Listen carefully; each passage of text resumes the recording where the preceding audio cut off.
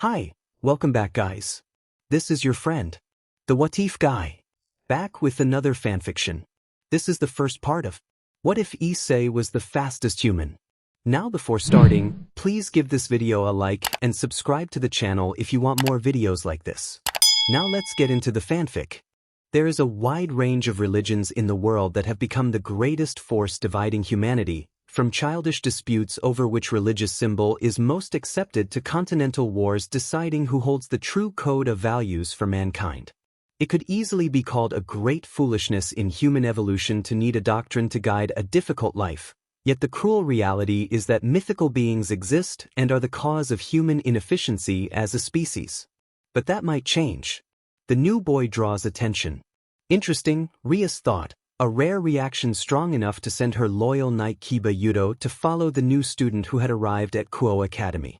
If he had been an ordinary boy, he would have passed unnoticed under the watchful eyes that dominated this territory. Sauna Citri by day and Rias Gremory by night, the two of them alternating the duties required in each domain. Her gaze traveled across a small green meadow dotted with trees whose leaves swayed gently in the light breeze.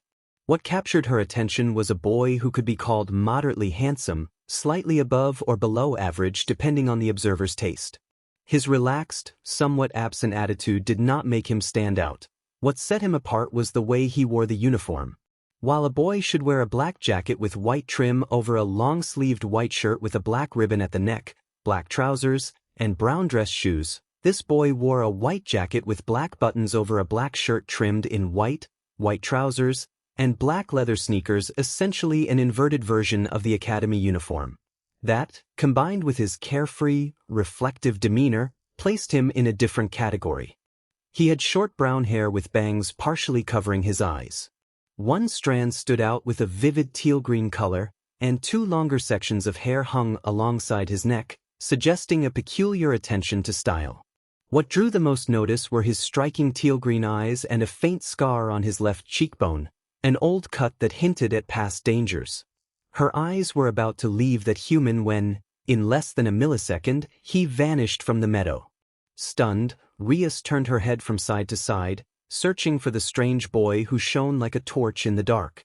Rias called for Aquino and spun on her axis, expecting her queen's reply. Aquino answered with a slight smile while pouring a cup of tea. Her black hair swayed with the wind coming through the window of the old building that housed the Occult Research Club. Rias asked Aquino if she had seen the boy, sounding somewhat unsettled. There was little that surprised her, but the fact that he had been within sight and then disappeared in an instant made her uneasy. Aquino teased Rias about the sudden interest in a boy, but Rias clarified that her concern was not romantic. The boy had been visible a moment before and then vanished from her view. Aquino admitted some intrigue as well and suggested the boy might be connected to the paranormal. A connection to the paranormal was the only explanation that fit the feat he had just performed. He had captured Rias's attention earlier and now surprised her again. Rias thought he had great potential to become her servant. She then asked Aquino if she had felt his aura. It was suggested by someone nearby that it could be a sacred gear and not an ordinary one. Perhaps it was a Longinus. The narrator considered that a Longinus, a type of sacred gear classified as special for its combat effectiveness and power, would be a proud addition to his nobility. Out of the corner of his eye, he noticed a tired figure running. He could make out blonde hair and an immaculate uniform, and his lips almost silently formed the name Kiba. The new boy slipped through the crowd. He was following the new boy under orders from his mistress, Rias Gremory. In the crush of people he lost sight of the boy and pushed through as fast as he could. He left the main building and ran toward the old building, but his target was nowhere to be found. Instead he found his mistress wearing a puzzled expression. He gave her a brief nod to acknowledge who had made him her knight and continued his search for the mysterious Issei Hyoudo. He remembered sneaking into Issei's classroom to watch his introduction. The first thing he saw was Issei writing his name on the board while pronouncing barely audible words. The class waited for the usual final phrase, but it never came. Issei simply sat at a desk by the window with a vacant look, as if he had been through hell before. He returned to his own classroom to avoid trouble and paid attention to the teacher's strategies until the bell rang for break. He hurried out to avoid the crowd and caught sight of Issei already leaving and moving away quickly. The crush of students slowed him down, and that was where the present search resumed. He thought he did not understand. He was sure Issei had been here. He ran until he found Issei standing with his back turned, staring into nothing. Issei addressed him with a cold, deep voice that cut like an ice shard and asked what he wanted. The narrator replied that it was nothing in particular, only curiosity about Issei's attitude. He admitted he wanted to pry a little into his life, though that had not been what the president had told him to do. Issei commanded him to stop his nonsense, and the narrator shivered at the tone. Issei told him to say what he wanted. The narrator asked what Issei was. Issei replied that people called him many names: jumper, semi-omnipresent, and his favorite, the most powerful human. What surprised the narrator was not the answer but the manner. Issei had been 5 meters ahead, and now he was suddenly speaking behind him. The narrator also noticed that the black ribbon at his neck was gone. The sight shifted into a stark, high-contrast world in his mind. He felt like the only source of light in a dark box. He admitted to himself that his sense of pride and need for attention set him apart from others who seemed dull to him. It was a difficult mystery to understand. He resented having to leave, but he believed people already knew where he was. Nothing was safe once he was discovered. He would have to arrange a transfer. Farewell, his dear Italy. He walked down a corridor with patterned tiles, black and white, with a few gray ones mixed in. The door ahead was polished wood painted gray. When he opened it, the hinge gave a characteristic creak that drew the attention of the man inside. The principal greeted him with a formal good morning, looking refined in a black and white suit, with short black hair, a 2-day beard, and a streak of gray. The narrator returned the greeting in an icy voice that shut down jokes. The principal became serious and asked what he wanted.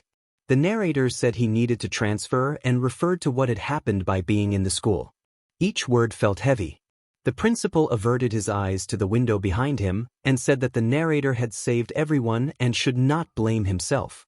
The narrator replied that it had been the least he could do, but the school was damaged. The principal interrupted, saying that the school could be rebuilt but lives could not be recovered, implying it was not the narrator's fault. Still, the narrator insisted on leaving to return to his homeland, and the principal conceded, noting he had expected this radical decision. The principal handed him a beige folder containing his school paperwork and resume. The narrator thanked the principal with a slight bow. In the blink of an eye, he was gone from the place. The principal sat back in his leather chair and listened to an old radio reporting the latest news about the attack on the school. He thought about the impossible. The narrator had put thousands of students and nearby civilians to safety in seconds during an artillery assault. The principal marveled at the narrator's speed and the scale of the rescue. A new place, a new beginning. The narrator found himself running at top speed without any power boosts. He thought that at this pace he might reach Japan in 10 minutes, trying to push away the painful memories and guilt that flooded him every time he used his power. He had never imagined he would become a target after confronting that man with a warped sense of justice. Back in the crowd earlier, it had been suggested that the artifact might be a Longinus, and the narrator could only think how such a tool would strengthen his noble standing. The new boy had slipped through people, and following him had been a simple order from Rias Gremory. The narrator lost sight of him once and then caught up again. He recalled Issei's quiet classroom entrance, the unanswered expectation, and the hollow look by the window. When he finally found Issei, their exchange had been terse. Issei had asked what he wanted, had warned him to stop his nonsense, and had told him the names people used for him. The narrator had felt the shock of Issei's sudden movement and the missing black ribbon. He had decided to leave, arrange a transfer, and return home.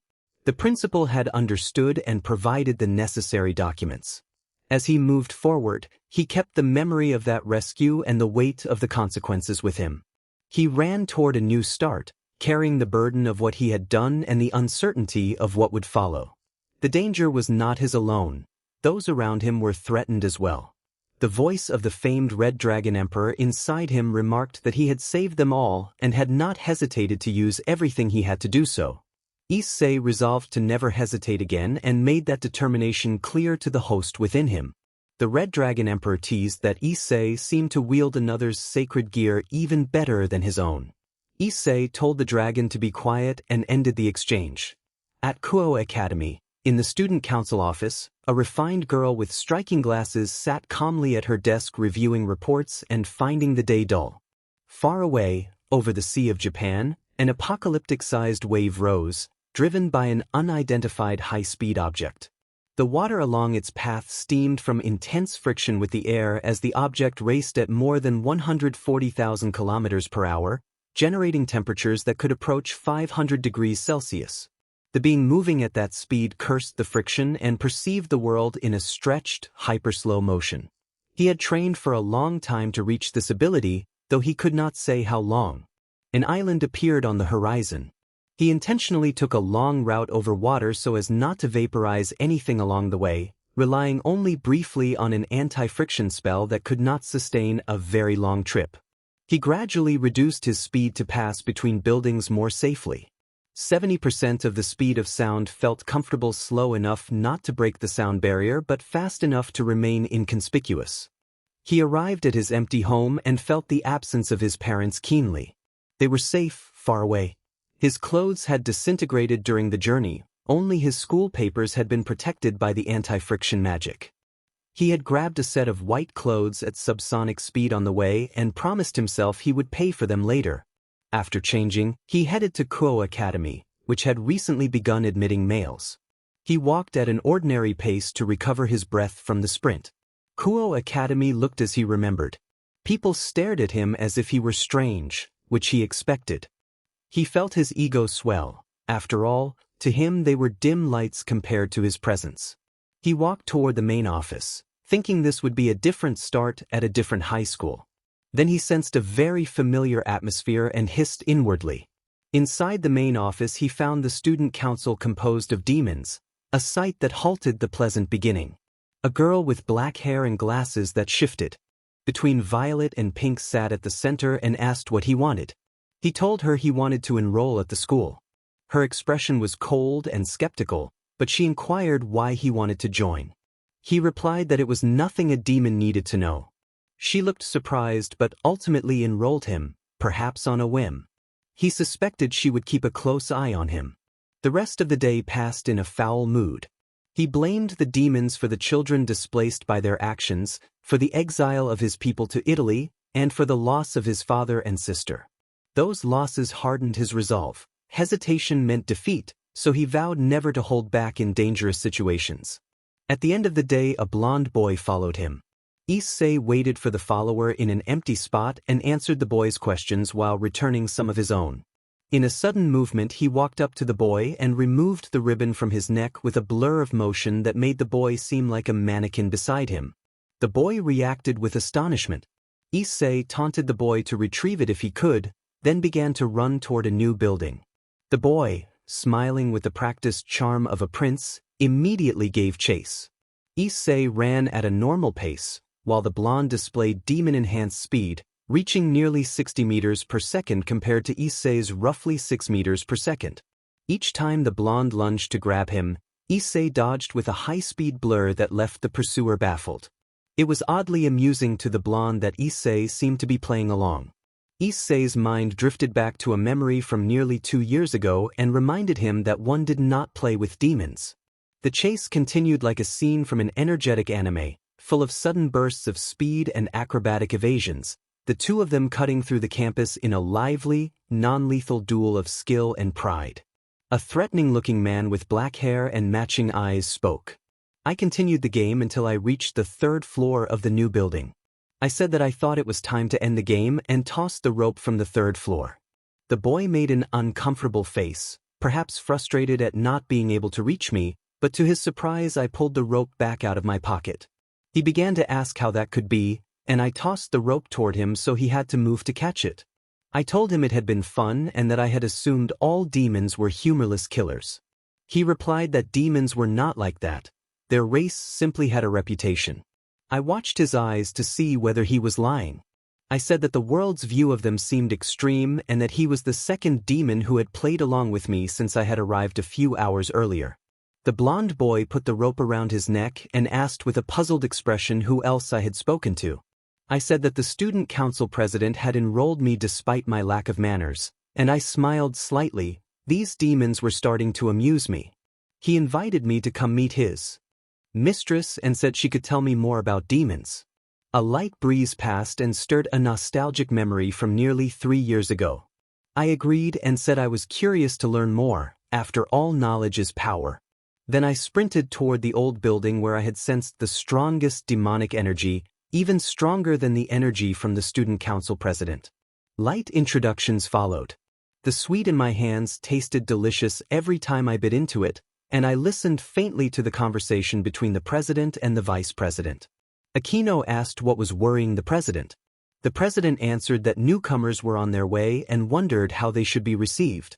The vice president laughed softly and teased the president about her sense of drama.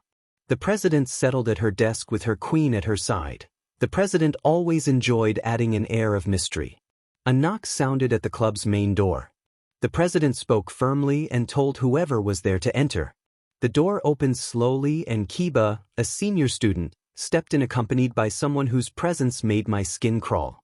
The stranger seemed like death itself, observing every corner of the room carefully. The president shared the same uneasy sensation. Kiba admitted that he probably should not have brought the stranger, but that the newcomer knew more than he appeared to. Kiba did not seem frightened. He seemed to trust the stranger with his life. The president welcomed them to the Occult Research Club in an effort to break the ice.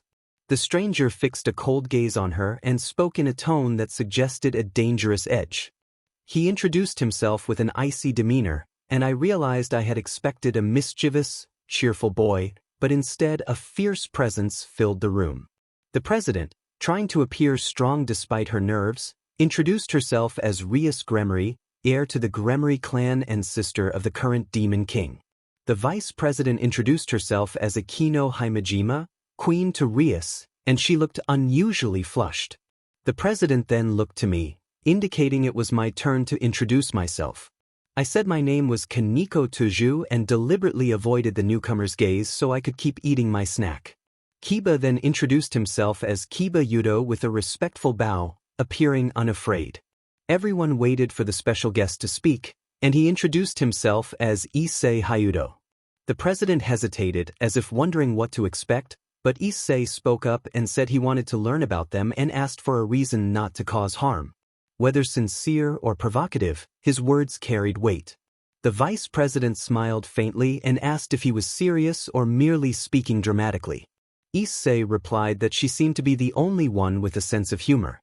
His response unexpectedly eased the tension and some of us laughed quietly. The conversation resumed. Issei explained that he wanted to know more about demons because the church taught only the worst about them. The president brightened at that sentiment. She had been tense on the subject. The ignorant do not readily accept change, and they can interfere with those who wish to learn. Everyone should be allowed to follow what their mind tells them to be. He who wants to know more each day is not a sinner. He is simply someone with a promising future. Issei challenged them to be tested. Rias explained to their provocative guests some basics of underworld society, the division by families, the clear distinction between pureblood demons and reincarnated demons, and the system of cursed pieces. The topic of the pieces interested Issei greatly. Issei asked whether he could become a demon. Rias looked toward the narrator. Rias then asked Aquino to present the paperwork to their guest. The narrator produced a small document outlining the advantages and disadvantages of working as a demon. The narrator placed the standards in front of Issei with a meaningful look. Issei seemed to respond as if he could read every thought. Issei expressed interest in the offer and proposed transforming the narrator into a demon. Rias smiled and, privately, thought that if Issei did become a demon she would have to take responsibility for guiding him through the changes. Rias declined to accept Issei's offer immediately, explaining that she did not yet know his abilities. Issei urged them to test him with everything they had, and Rias suggested that he face the 3 present pieces. Issei accepted. They walked to the backyard for the test. The narrator felt a flutter of competitive excitement. Rias set the rules. The battle would have a 10-minute time limit, and if Issei remained conscious for the entire PRD, he would be considered worthy of joining her nobility. Issei smiled confidently and took his position in the center of the makeshift field. Rias gave the command to begin. The battle unfolded like a fast-paced anime duel. Rias launched a high-speed energy beam. The knight on her side materialized a blade and surged forward. The narrator moved to evade and dash toward the forest at incredible speed. From Issei's perspective, the whole contest had a lively, competitive air. Issei countered with his own rapid movements, matching and exceeding the pace of those who chased him. The combatants traded maneuvers across field and tree line, each showing their characteristic strengths. The narrator found the encounter entertaining and pushed his speed to its limits. Issei then executed a clever plan to end the match quickly and decisively. When the dust cleared, the team lay restrained by quickly tied knots, subdued but unharmed. Issei held a small token from the contest, a symbolic sign that he had prevailed in that exchange. Rias showed surprise at his unconventional methods. The narrator returned the token as a gesture of sportsmanship. A few minutes later, the club members reconvened in the lounge. Kiba watched the narrator with admiration. Kaneko looked displeased. Rias appeared slightly uncomfortable, and Akino was visibly shaken from the exertion. Rias declared that the narrator had been approved and summoned the pieces from a magic circle, placing them on the central table. Rias noted that the narrator's greatest ability was speed and suggested that he could serve as a knight. She stepped forward and placed the knight piece gently on the narrator's chest, pronouncing that she now reincarnated him as a knight to run toward the end and grant her victory in every race he won. Nothing happened. The narrator asked whether that meant he was now a demon. Rias and the others exchanged surprised looks. Rias suggested that the narrator might be more valuable than they had first thought. She gestured to Akino for the pawn pieces and apologized to Issei, calling it a small setback. Rias then asked the narrator to lie down so she could place all the pieces on him. She placed the pawn piece and declared that she reincarnated him as her faithful pawn to strike at the front and secure victory with every promotion. Again, nothing happened. Rias's face filled with tears. She began to sob quietly and, feeling helpless, ran away from the group, followed by her queen. The narrator was left wondering what had occurred. Kiba answered with his usual smile that Issei's power seemed to exceed the president's 8 pawn pieces, so he would not be able to join the nobility. Issei turned his head slowly to his left arm and asked Drake how many pieces he thought he occupied. Drake estimated 8. Issei then wondered why he had not been able to reincarnate.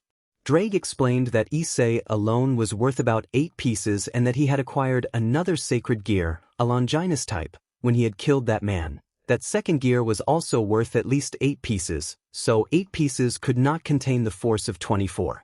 Issei nodded in understanding and looked down at the pieces on his chest. He decided it was worth trying. With resolve he took the 8 pawn pieces and pressed them into his abdomen in a sudden, dramatic motion. An intense crimson light swirled around him as the pieces seemed to merge with his body in an almost unreal, anime-like burst of energy. He told himself this was the craziest thing he would ever do. A proverb from his homeland came to mind: cowardly men do not win beautiful women, and that thought had driven him to do whatever it took to stand out in society without abandoning his solitary nature. He woke without knowing where he was, enjoying a peaceful sleep until a sharp, sudden impact registered in his chest. Opening his eyes, he perceived the strike as the force of a high-caliber round, likely from a rifle. Instinctively, he stopped the projectile just shy of injury, feeling the impact rather than seeing any graphic damage. Moving quickly, he darted to the window and saw a man shooting at some herons about 200 meters away on the school grounds. The shooter's worried expression was visible even in the slowed moments of perception. Issei deliberately slowed his heightened senses so he could speak normally and called out to the man to check everyone's safety. The shooter shouted back in relief that they were all right and ought to be careful. Issei scanned himself and found no signs of harm. He walked back into the clubroom. The wounds he had expected were already closed. A sudden noise came from the doorway as it swung open, and the other club members entered with faces full of concern. Akino rushed forward, clearly the most worried, and asked if Issei was okay. Issei reassured them that he was fine. Kaneko inspected the area where the pawn pieces had been embedded and then looked up with serious curiosity, asking how he had healed so quickly. Issei asked how long he had been asleep. Rias answered that for him it had been only about 2 minutes, but for her it had felt like almost 2 months because her body had accelerated to heal. Rias sighed, approached, and placed her hand near the place where the pieces should be. She observed that the pieces seemed compressed and concluded that he was not a full demon. Rias then asked if he could manifest his wings. With Kiba and Akino standing nearby, clearly interested, Issei tried, counted down internally, and watched as a small wing emerged from the left side of his lower back. When he looked around, other demons in the room revealed their wings, showing him that not all demons had only one. He felt torn between satisfaction at becoming part demon and frustration at not being fully one. The group exchanged light, relieved, and amused breaths. First contract. 3 days had passed since Issei became a pseudo-demon, and under Rias's guidance he had been adapting to his new body. Rias suggested he was the right person to hand out flyers. Kiba handed him an overflowing box of them. Issei protested that he did not want to be a distributor, but Rias insisted he deliver that box and he would be allowed to take on other tasks later. Issei's accelerated perception distorted Rias's words into a drawn-out sound. In the end, he vanished in a blur, completed the DLVRY almost instantly, and returned with the box empty, announcing his completion. From the corner, Kaneko made a cutting remark under her breath. Rias then prepared a magic circle to transport Issei to a client's request. He stepped into the circle and was sent to the location. Standing before him was a large, muscular man dressed as a magical girl, making an incongruous but earnest figure. The man explained that he wanted to become the magical girl known as Miltan. At first Issei thought it was some kind of joke, but the man's serious expression made his intent clear. Issei agreed to take the first contract on the house as a start, and he asked for a full image of Miltan to work from. The cosplayer produced a framed picture on polished wood. Drake asked what Issei was planning. Issei replied that he would fulfill the contract and that he needed medical texts, surgical tools, anesthesia, and a lot of ingenuity. When Drake asked whether Issei would use all his speed, Issei confirmed that he would. With Miltan's image set clearly in his mind, he moved at high speed to a hospital and gathered what he needed for the procedure. He hurried back to Miltan's house carrying all kinds of instruments. He instructed Miltan to lie down on the bed, and a bit confused Miltan complied. He put Miltan to sleep with a gas mask delivering anesthetic and prepared the operation. He accelerated himself to Mach 130 to reach a velocity of 44,460 ms. A red gauntlet appeared on his left hand and activated a boost, raising his speed to 88,920 ms. A violet aura enveloped his body as he invoked the Fate Spear, Rebirth of the Fate, boosting his velocity to 177,840,000 ms, 177,840 km/s, about 59.3% the speed of light. He cast anti-friction magic to prevent a fire and then began. 15 minutes later, a pretty girl slowly opened her eyes and looked directly at him. She asked what had happened. He explained that he had performed a comprehensive operation. He removed most of the muscle mass, altered the bone structure, reduced the size of internal organs, reconstructed the vocal cords, and made other necessary changes to achieve the results. Miltan looked at him with tears in their eyes and thanked him, addressing him as Demon. Miltan asked how to repay him, and he replied that the first contract would be on the house. He asked Miltan to sign a contract with him. At the research club, Kiba watched as everyone discussed Issei's outcome. The club president wondered aloud what Issei had been doing. Akino teased that Rias seemed to be sighing for a man, and Rias denied it with embarrassment. Kiba noted that only 20 minutes had passed since Issei left. Just as tensions began to rise, Issei appeared with a triumphant expression. He returned and reported that completing the task had been difficult but successful.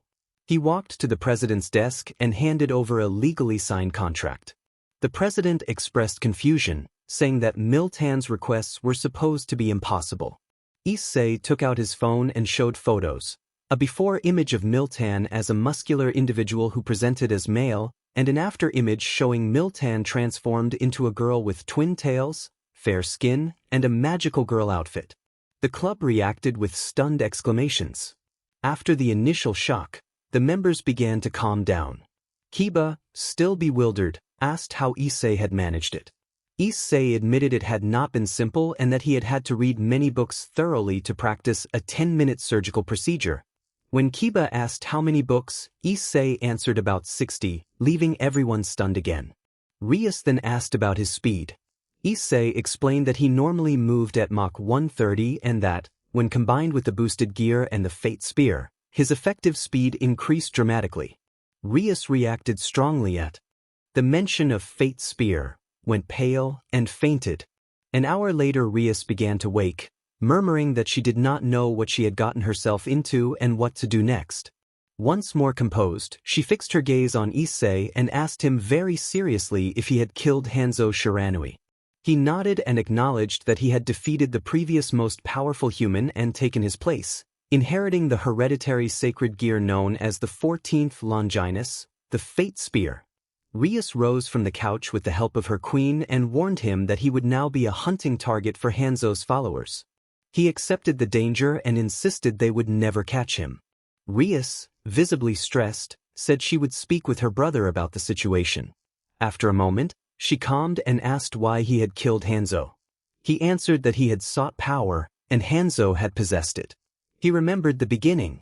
At 3 years old he had encountered a being that called itself Chakravartin, with a metallic body and a silver aura, appearing gravely wounded.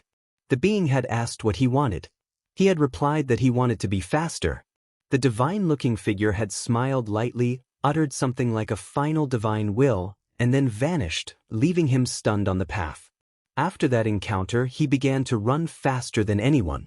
By age 4 he reached Mach 1, and his speed continued to increase by about 1 Mach per year on average, until he drew dangerous attention at age 10. A pair of demons attacked his house, calling him a promising servant. His parents were fortunately not home, so he used his speed to escape and reached a nearby church, where he was no longer pursued. There he met Father Alexander, who took him in. When his parents returned home, they were told at the church that their child had become coveted by demons. They sought counsel from the father, and he recommended they move to Italy, to one of the Roman branches. They moved without protest, and everything was fine for 5 years. Hyoudo met an orphan girl who lived in a church near his home. They became friends quickly. He visited the church whenever he left the institution to play with her and the other 16 orphans. The priest in charge was named Wilbert and the sister was Irene. The priest and the sister were both a little overweight, and that circumstance would shape what happened to them. One day the church was attacked while Hyoudo was there. Using his speed, Mach 12, he evacuated his 17 friends one by one in seconds, but the priest and the sister were too heavy for him to carry. The building was consumed by fire and collapsed before he could reach them. Amid the orphans' tears, a man with black hair and equally dark eyes appeared and told the burning church that one does not play with a demon. Hyoudo blamed himself and, in a burst of anger, ran at the black-haired man and struck him hard enough to send him through the burning building. He left a letter for his parents asking them not to look for him because they would never catch him, and then he ran away. Hyoudo lived alone for a month, pushing his limits until he reached Mach. It was then he met Hanzo Shiranui. He had been running from city to city with no fixed destination until one day a man managed to match and surpass his speed and block his path. The man had brown hair and a matching beard, wearing a brown trench coat over a dark blue suit. On his right arm he wore a black glove set with violet stones. A chain spiraled up his arm and ended at a black pauldron with more violet stones. Hyoudo refused to answer. The brown-haired man said that Hyoudo mattered because he was the first the man needed to catch with his balance breaker and warned that he would kill Hyoudo if he did not speak. The man explained his speed calculations, claiming his ability made time around him 20 times slower and that with his balance breaker his speed multiplied further, making him faster overall. Tired of the man's speech, Hyoudo charged, but he was met by a fast, powerful punch to the face. They engaged in a high-speed battle of strikes and motion across the city. The clash ended with Hyoudo slammed into a wall, battered and hurt but without graphic injury. The brown-haired man told Hyoudo that he should kill him for his insolence, but since Hyoudo was human he would let him live a little longer and instructed him to return only when he was faster. Those were the last words Hyoudo heard from him that year. Hyoudo entered high school and was welcomed by the principal, whom he trusted with his secret. He trained in every way he could, increasing his speed by Mach 5 each month. During that time he met Drake, who taught him to use boosted gear, though he struggled to advance beyond the first stage. After a year and 9 months he decided to face the man again. By then Hyoudo had reached Mach 120, about 41,040 ms, and expected an easy victory. During the rematch the brown-haired man activated an enhanced form called Fate Spear, Rebirth of the Fate, a version of Juggernaut Drive. The man's balance breaker multiplied his speed and he surpassed Hyoudo. They fought across a desert, producing large craters with their collisions in a vivid, anime-like display of power, but in the end Hyoudo activated boosted gear, doubled his power, and overcame the opponent. The sacred gear Fate Spear became his by inheritance. He learned to master it quickly, just as attacks against him began. 2 months later, one attack involved the institute where he was. He saved everyone and decided to put distance between himself and Italy. Darkness, Hyoudo reflected, is not an object or a simple element but the absence of light. When someone says a person has a dark heart, it is better to argue that the heart is not dark but has simply lost its light in a deep abyss of loneliness and pain. A day had passed since Hyoudo shared his past with the members of the Occult Research Club. They had not spoken to him all morning. For reasons that could vary. In class he was nearly asleep while the teacher lectured on physics. The teacher called Hyoudo by name and asked him to explain the relationship between the book assigned yesterday and the article they were analyzing. Hyoudo realized he had missed the previous class and had no idea what the teacher expected. He quickly grabbed the book and the article from the student nearby and, with everyone watching, summarized that the relationship was essentially how black holes elevate gravity to a level that even light cannot escape. The teacher judged the answer mediocre but acknowledged that at least Hyoudo had done the assignment and reconsidered the threat of expulsion. After classes, Hyoudo walked along the highway, thinking it was unbelievable that he had to pay attention to every lesson. The academic manual clearly stated expulsion for neglecting educational duties. Besides that, there were no club activities. Rias was in the underworld giving reports to her older brother. Issei noticed a girl running the wrong way along the sidewalk. He moved to the other side to let her pass, but she mirrored him. He wondered if she intended to collide with him, then sensed her aura and identified it as that of a fallen angel. She had black hair, purple eyes, a delicate face, and wore a school uniform different from Kuo Academy's. The girl asked what he wanted and called him Little Crow. Her expression shifted from innocent to aggressive as she declared that he confirmed their suspicions and was a threat. Black wings unfurled from her back and her clothing transformed into a battle-ready form. She shouted and formed a lance of light, hurling it at Issei. He watched the luminous spear advance toward him. Meanwhile, in the clubroom a short distance away, someone asked Issei what he was doing. He explained that he was observing. He then sat beside Kaneko on the sofa and remarked that fallen angels reacted strongly. Kaneko reacted with embarrassment to his blunt comment. In a dim alley, Miltlet called for Rainer. Miltlet was a small blonde dressed in a pink Gothic-style outfit and carrying a matching umbrella. Donasik reported that Rainer's aura could be detected across the area but without a specific focal point. The searchers moved into a narrow passage between the streets, drawn by a stronger concentration of their leader's magic. They found Rainer bound and incapacitated, clearly having been mistreated. She was incoherent and made disjointed, unclear references to Issei. Calawarner and Miltlet reacted with concern and resolved to find whoever had done this. Donasik left the scene visibly disturbed and retreated to his room. People sometimes act foolishly trying to change what they think is fate. Later, while cornered in a storage area answering Kiba and Kaneko's questions, the atmosphere felt tense. Kaneko asked whether the woman knew the truth about him, and he replied that she thought he was human. The memory of Rainer's incoherent pleas continued to unsettle them. Kiba asked that they not report the incident to Rias for the time being. Kaneko and Kiba agreed and reminded him to be respectful to his mistress. He offered a small, reluctant remark about respect before leaving for home. The next day, boredom hung over the class. Drake complained that he wanted a real fight instead of ethics lessons. Driven by that boredom, Issei slipped out of the classroom before roll call and went to a nearby park, where he lay on the grass. A young woman approached and asked if he was all right. She seemed relieved when he wiped at his eyes. Issei introduced himself as Hyoudo Issei. The woman introduced herself as Asia Argento. Her innocent smile briefly made the world feel less heavy to him. Asia then asked where the church was located. That was all she asked. Now that he took her appearance into account, she looked like a nun, and he wondered why the most beautiful people joined the church. The question lingered in his mind. Aquino told Asia that the church was uphill and suggested that if she closed her eyes and asked God for a miracle, he might take her there. In her innocence, Asia closed her eyes, and when she opened them she was already inside the church. Issei then told Asia that he could not risk being seen near a church or one of its members. Asia looked confused. Hours passed. He spent the time bored and restless until night fell, when he met with the members of the Occult Research Club. Aquino greeted him with her usual casual, almost hypnotic smile. Issei thanked her, and Aquino was momentarily surprised by the casual, almost curt way he had addressed her. Rias then spoke firmly and said they had much to discuss. Issei asked Rias to please be quick.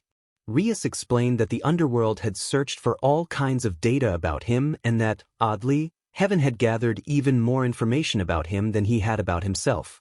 Issei asked what heaven had to do with him, since his ties were to the church but not to heaven. Rias added that they had negotiated with angels in exchange for information about him and that his name appeared in more than 72 documents from heaven. Issei insisted that he had never had contact with angels. Rias asked if he was sure, and he answered that he was. The room's atmosphere lightened.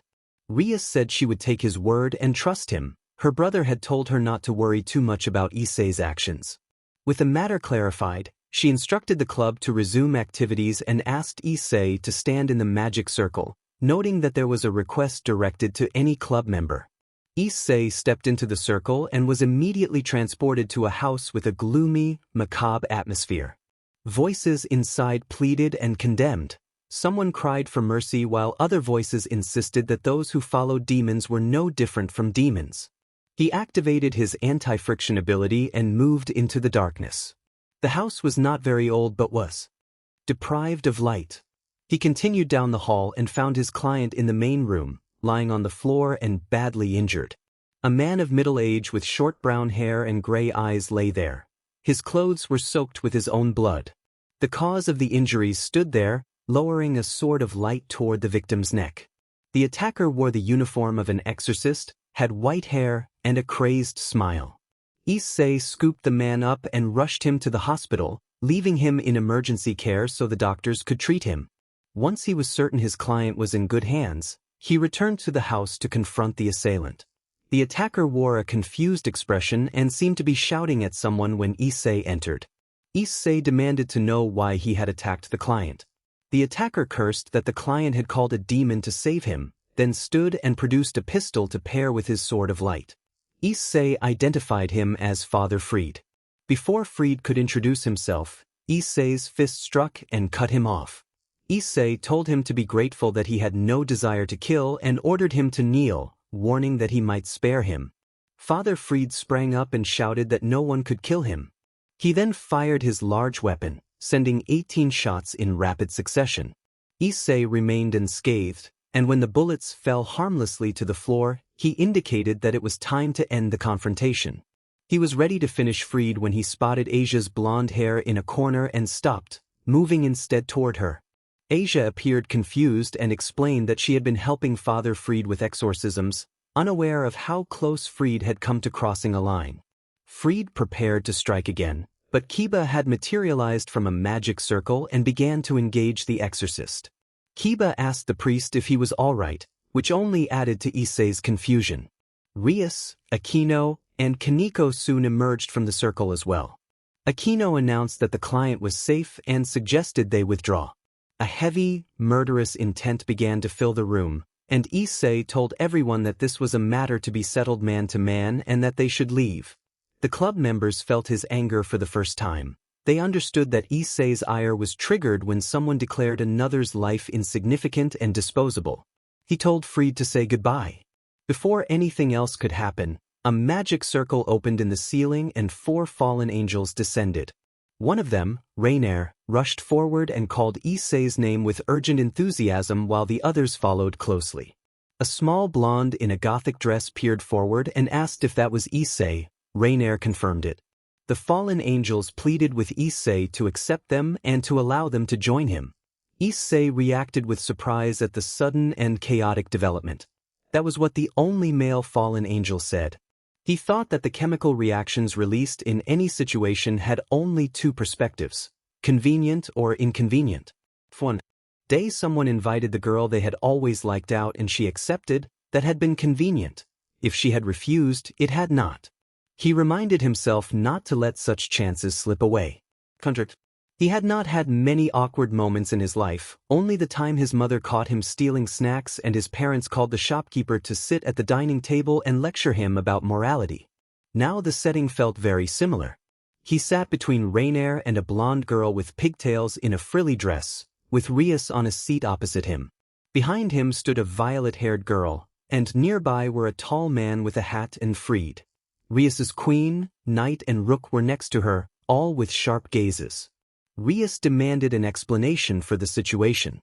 Issei raised his hands and tried to look as innocent as possible, saying that he had simply been walking down the street and run into Rainier. Rias stood and released a crimson aura that stirred the air in the room with swift currents. Rias asked what kind of encounter had led Rainier and her companions to want to become his servants. Rias's anger seemed to overflow from every pore. Aquino interjected with an out-of-place comment about being upset, which made Rias lower her aura slightly in embarrassment for her queen. The blonde prince made an oddly mature remark that showed he already knew what had happened, and Kaneko appeared aware as well. Rias pointed out that the real problem was that Issei had contacted a potential enemy and had not told her. Miltlet wondered aloud, confused, about the talk of becoming legal servants of Issei. Kiba questioned why they all wanted to be servants. Rainier responded by asserting that joining Issei would free them from Kokobeel's command and mentioned past interactions with demon types, a claim that surprised everyone. Kaneko coldly noted a practical issue: Issei was low-class and therefore could not officially have a retinue. Rainier countered that there were other means of forming a master-servant bond and gave Kaneko a triumphant look. Rias questioned whether they cared that Issei was a demon. Rainier answered that only 30% of him was demonic and that it did not matter as long as it was Issei. The priest remained uncharacteristically silent. Issei remembered that he had taken the priest to the sea earlier to keep him from interrupting the conversation, and no one had noticed. Donasik finally expressed mild disturbance. The fallen angel said he would return to the barracks, find a room, curl up and stop thinking about the matter, then retreated through a magic circle. Issei asked if he could go to sleep. Rias agreed that they could close the matter and suggested the girls would now live with him. Issei thought Rias seemed jealous, but discarded the thought as imagination. He vanished from the place with 3 girls. Asia remained at the church, so there were 4 girls living with him. He did not know whether to feel like a winner. Later in the club, Aquino called Rias.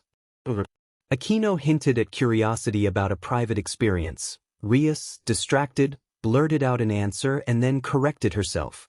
2 weeks passed since that conversation. The servitude contract had been completed successfully. It allowed them to know their positions and one another's roles and served as proof of their bond, with no other extras. The 3 fallen girls enrolled at Kuo High School and arranged for Asia to be registered as well. Asia, strangely, seemed happier and had already made friends in those 2 weeks. Issei, on the other hand, had gained more enemies. Since word spread that 4 girls lived in his house, insults and harassment from the pervy duo and other men had not stopped, and Issei was now confronting that duo. When Issei asked what they wanted, the 2 men exchanged looks and said they were presenting some girls. Issei smiled and told them that he already had a friend at the address written on a paper he handed them, warning them not to cause a scandal or they could end up in trouble. He wished them luck, and they ran off in search of a place that might be their dream come true. Meanwhile, Issei began walking toward the club. There had been little activity lately, as if the members' spirits had been low. At the club door he felt a tangible aura waiting beyond. Issei greeted everyone as he opened the door. Only Ria sat on the couch, and a blond man sat close beside her with an arm around her shoulder in a quiet display of affection. Issei immediately disliked the man's presence. Kiba identified the man as Razor Phoenix, Rias's betrothed. Kiba's words surprised Issei. He had always believed Rias to be a free spirit, and the revelation made her seem like a bird in a cage. Issei told Razor to leave, insisting that Rias would not be interested in someone like him. Razor rose to his feet, and Rias moved away as soon as he released her. Razor insulted Issei, calling him a low-class insect. Issei repeated that Razor was not welcome and should go. Razor's anger intensified. Wings of fire erupted from his back, heating the room. Before the confrontation escalated further, a mature-looking woman in a neat silver hairstyle and maid uniform stepped forward and warned that she would intervene by force if they did not calm down. Issei countered that she would have to, because Razor would not be welcome while Issei was there. The maid, Grafia, reacted with visible irritation and challenged Issei to meet her outside the building. Issei said he did not run from fights. They moved to the back of the building. Issei assumed a battle stance and asked for her name. Grafia identified herself, and Issei gave his own name, Issei Hyoudo. Grafia launched with extraordinary acceleration, reaching speeds around 280 meters per second, faster than Kiba. Issei noted the move and, after activating anti-friction magic, accelerated to mock Grafia, shed her maid uniform and chose a form-fitting black combat suit that emphasized her agility. Issei delivered a light, probing strike. From Grafia's perspective, she surged forward intending to incapacitate him quickly, but an immense, unseen force struck her and sent her crashing against the building. She rose slowly from the debris and prepared a large-scale counterattack. Grafia unleashed an attack called Deadly Frost. Numerous tall pillars of ice erupted around Rias's pawn, aiming to strike with overwhelming reach. She then recoiled from unexpected interference and stepped back. The only thing she saw was Rias's pawn standing there with a mischievous smile. The pawn told her that although she wielded great power, her attack speed would not catch him. Grafia struggled to understand how he could move so fast and felt anger at being interfered with by someone who was not her husband. The pawn announced that his speed had increased over the past 20 days with his role as Rias's pawn and boasted that he could now move at Mach. He also claimed that the power of the pieces was growing and that he was now 49% demon, explaining that the more demon he became the faster he moved. After saying this, the pawn vanished from everyone's sight, and an explosion echoed through the club. From Issei's point of view, after he had made a statement about his power, he saw Razor Phoenix's horrified expression. Issei accelerated to Mach 5 and began running toward his target, but a voice spoke inside his head announcing that the pieces had just reached 50%. Issei responded mentally that this was perfect and that he was now half demon. Another familiar voice, Hanzos, began to resonate in his mind, bringing back the memory of an intense clash with Hanzo in his final form, Rebirth of the Fate, in a desert scarred by giant craters from their battle. In one of the clashes they separated. Hanzo announced that this would be his final attack, Ultimate Curse, as he gathered a colossal amount of energy on his index finger. Issei's opponent declared that he would also use his final move, Friction Fist, and the anti-friction magic deactivated so he could unleash it. Hanzo was the first to strike, and Issei followed. When they met face to face, Hanzo tried to touch Issei's forehead with his finger, but Issei evaded and only received a cut on his left cheek. For Hanzo's misfortune, Issei's punch struck full force, producing a shockwave that melted sand and stone within a 3-kilometer radius and turned the area into molten ground. Issei told Hanzo that the battle was over as he looked at his wounded opponent. Hanzo lay severely damaged and unable to continue. The spear that had fused into Hanzo's armor began to detach. Without hesitation, Issei removed it and stored it in the boosted gear. Hanzo's last words urged Issei not to stop being human, and then he breathed his last. The memory ended. The thought that Issei was no longer human echoed in his mind. The scar on his left cheek began to glow with an intense violet light, and violet roots started to spread from it. They rapidly covered his body, bringing immense pain and preventing his control, and he slammed into a building at tremendous speed. Rias called out Issei's name in alarm from a distance, and he felt guilt at causing trouble for his mistress. He reflected on responsibility and maturity, asking himself whether he would face what belonged to him or shirk it. His will hardened. Only the notion of darkness occupied his mind. He began to open his eyes to the world. The first thing he registered was his left hand, held relatively near his face. Something was wrong with the familiar hand. Thorned roots wrapped around it and were anchored to his skin, causing searing pain. Drake, the dragon inside him, spoke in a familiar but weakened tone that sounded strained. Issei asked what was wrong. Drake reported that it appeared a curse Hanzo had placed had activated. Startled by that revelation, Issei sat up from the place of rest where he had been sleeping. He realized he was at home. The pain intensified in stabbing waves through his body. He ran to a mirror in the room and saw thorny roots emerging from his left cheek and winding around his limbs and torso. Issei asked Drake how long he had been unconscious. Drake answered that 9 days had passed since the incident. The door opened and Kaneko entered, small in build with short white hair and a blank expression. She crossed the room and unexpectedly hugged Issei. The hug took him by surprise, and she quickly pulled back when the thorns caught her. Kaneko wore simple training clothes, a white shirt and red bloomers. She sat down and, with a hint of relief and a tiny smile, asked how Issei was feeling. Issei admitted he did not know for sure but believed he was okay. As a test, he tried to sprint, but only ordinary speed came. He no longer felt the extraordinary power he had relied on. Drake, the red dragon, stated bluntly that Issei currently had no powers, a discouraging assessment that made Issei feel useless. Kaneko asked what was happening, clearly concerned. Issei feared being judged for his weakness, but he pushed the thought away and told Kaneko that he thought he had lost all his powers. Kaneko responded that perhaps Issei's powers were a special aspect, but what mattered more now was the bond he shared with them. She said being alive and well was the best news the president could receive in that moment. A sudden itch came to his nose and his eyes burned, and small tears spilled down his cheeks, tears of a long-forgotten kind of joy, acceptance that he felt more than a tool. Kaneko then mentioned that the only problem was that Issei could not be present for certain matters. Issei wiped his eyes and asked what she meant by not being able to be present. He asked Kaneko with curiosity and intrigue about what she meant. Kaneko explained that the president, seeing his effort to defend her, had decided to reject the engagement. At first a small dispute had formed, but then it was decided that there would be a meeting between the president's retinue and that of her opponent, Razor Phoenix. Those words made his eyes widen. He realized he had been the reason Rias had chosen to defy an engagement that would likely have been forced upon her.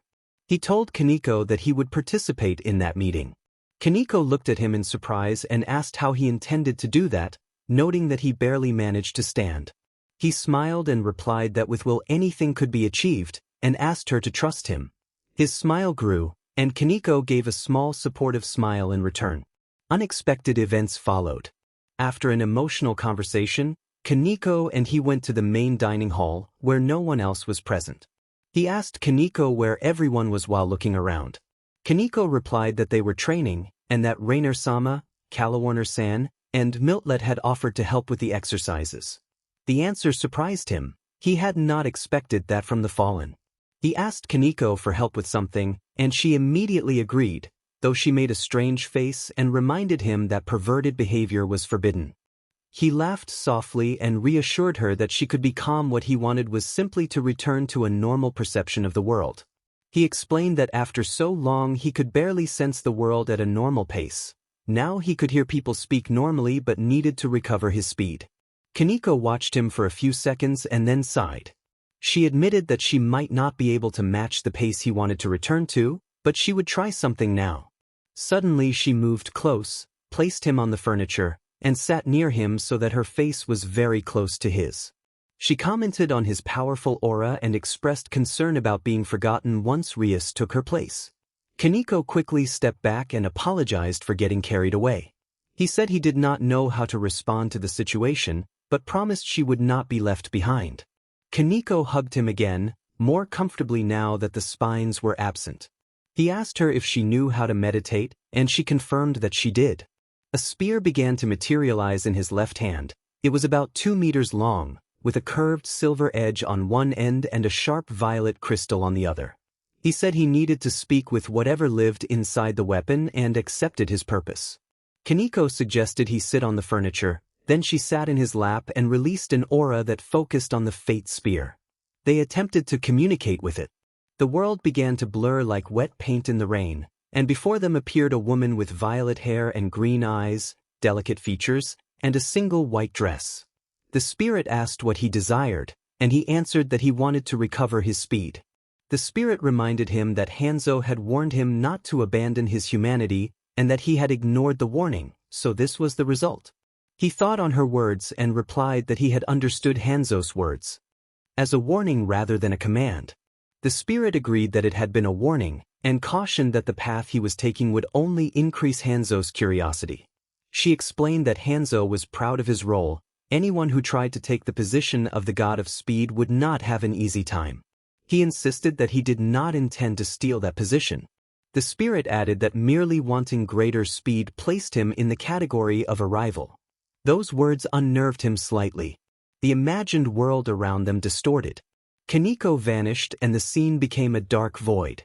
Chains rose from the depths and wrapped around him, pinning his movements. Voices echoed from different realms, rebounding like sounds off walls. He felt his legs as if they had been separated from his body and placed aside, wrapped in ribbons and chains that made him acutely aware of restraint. The sensation was unsettling but not bloody. It felt like being bound in a dream.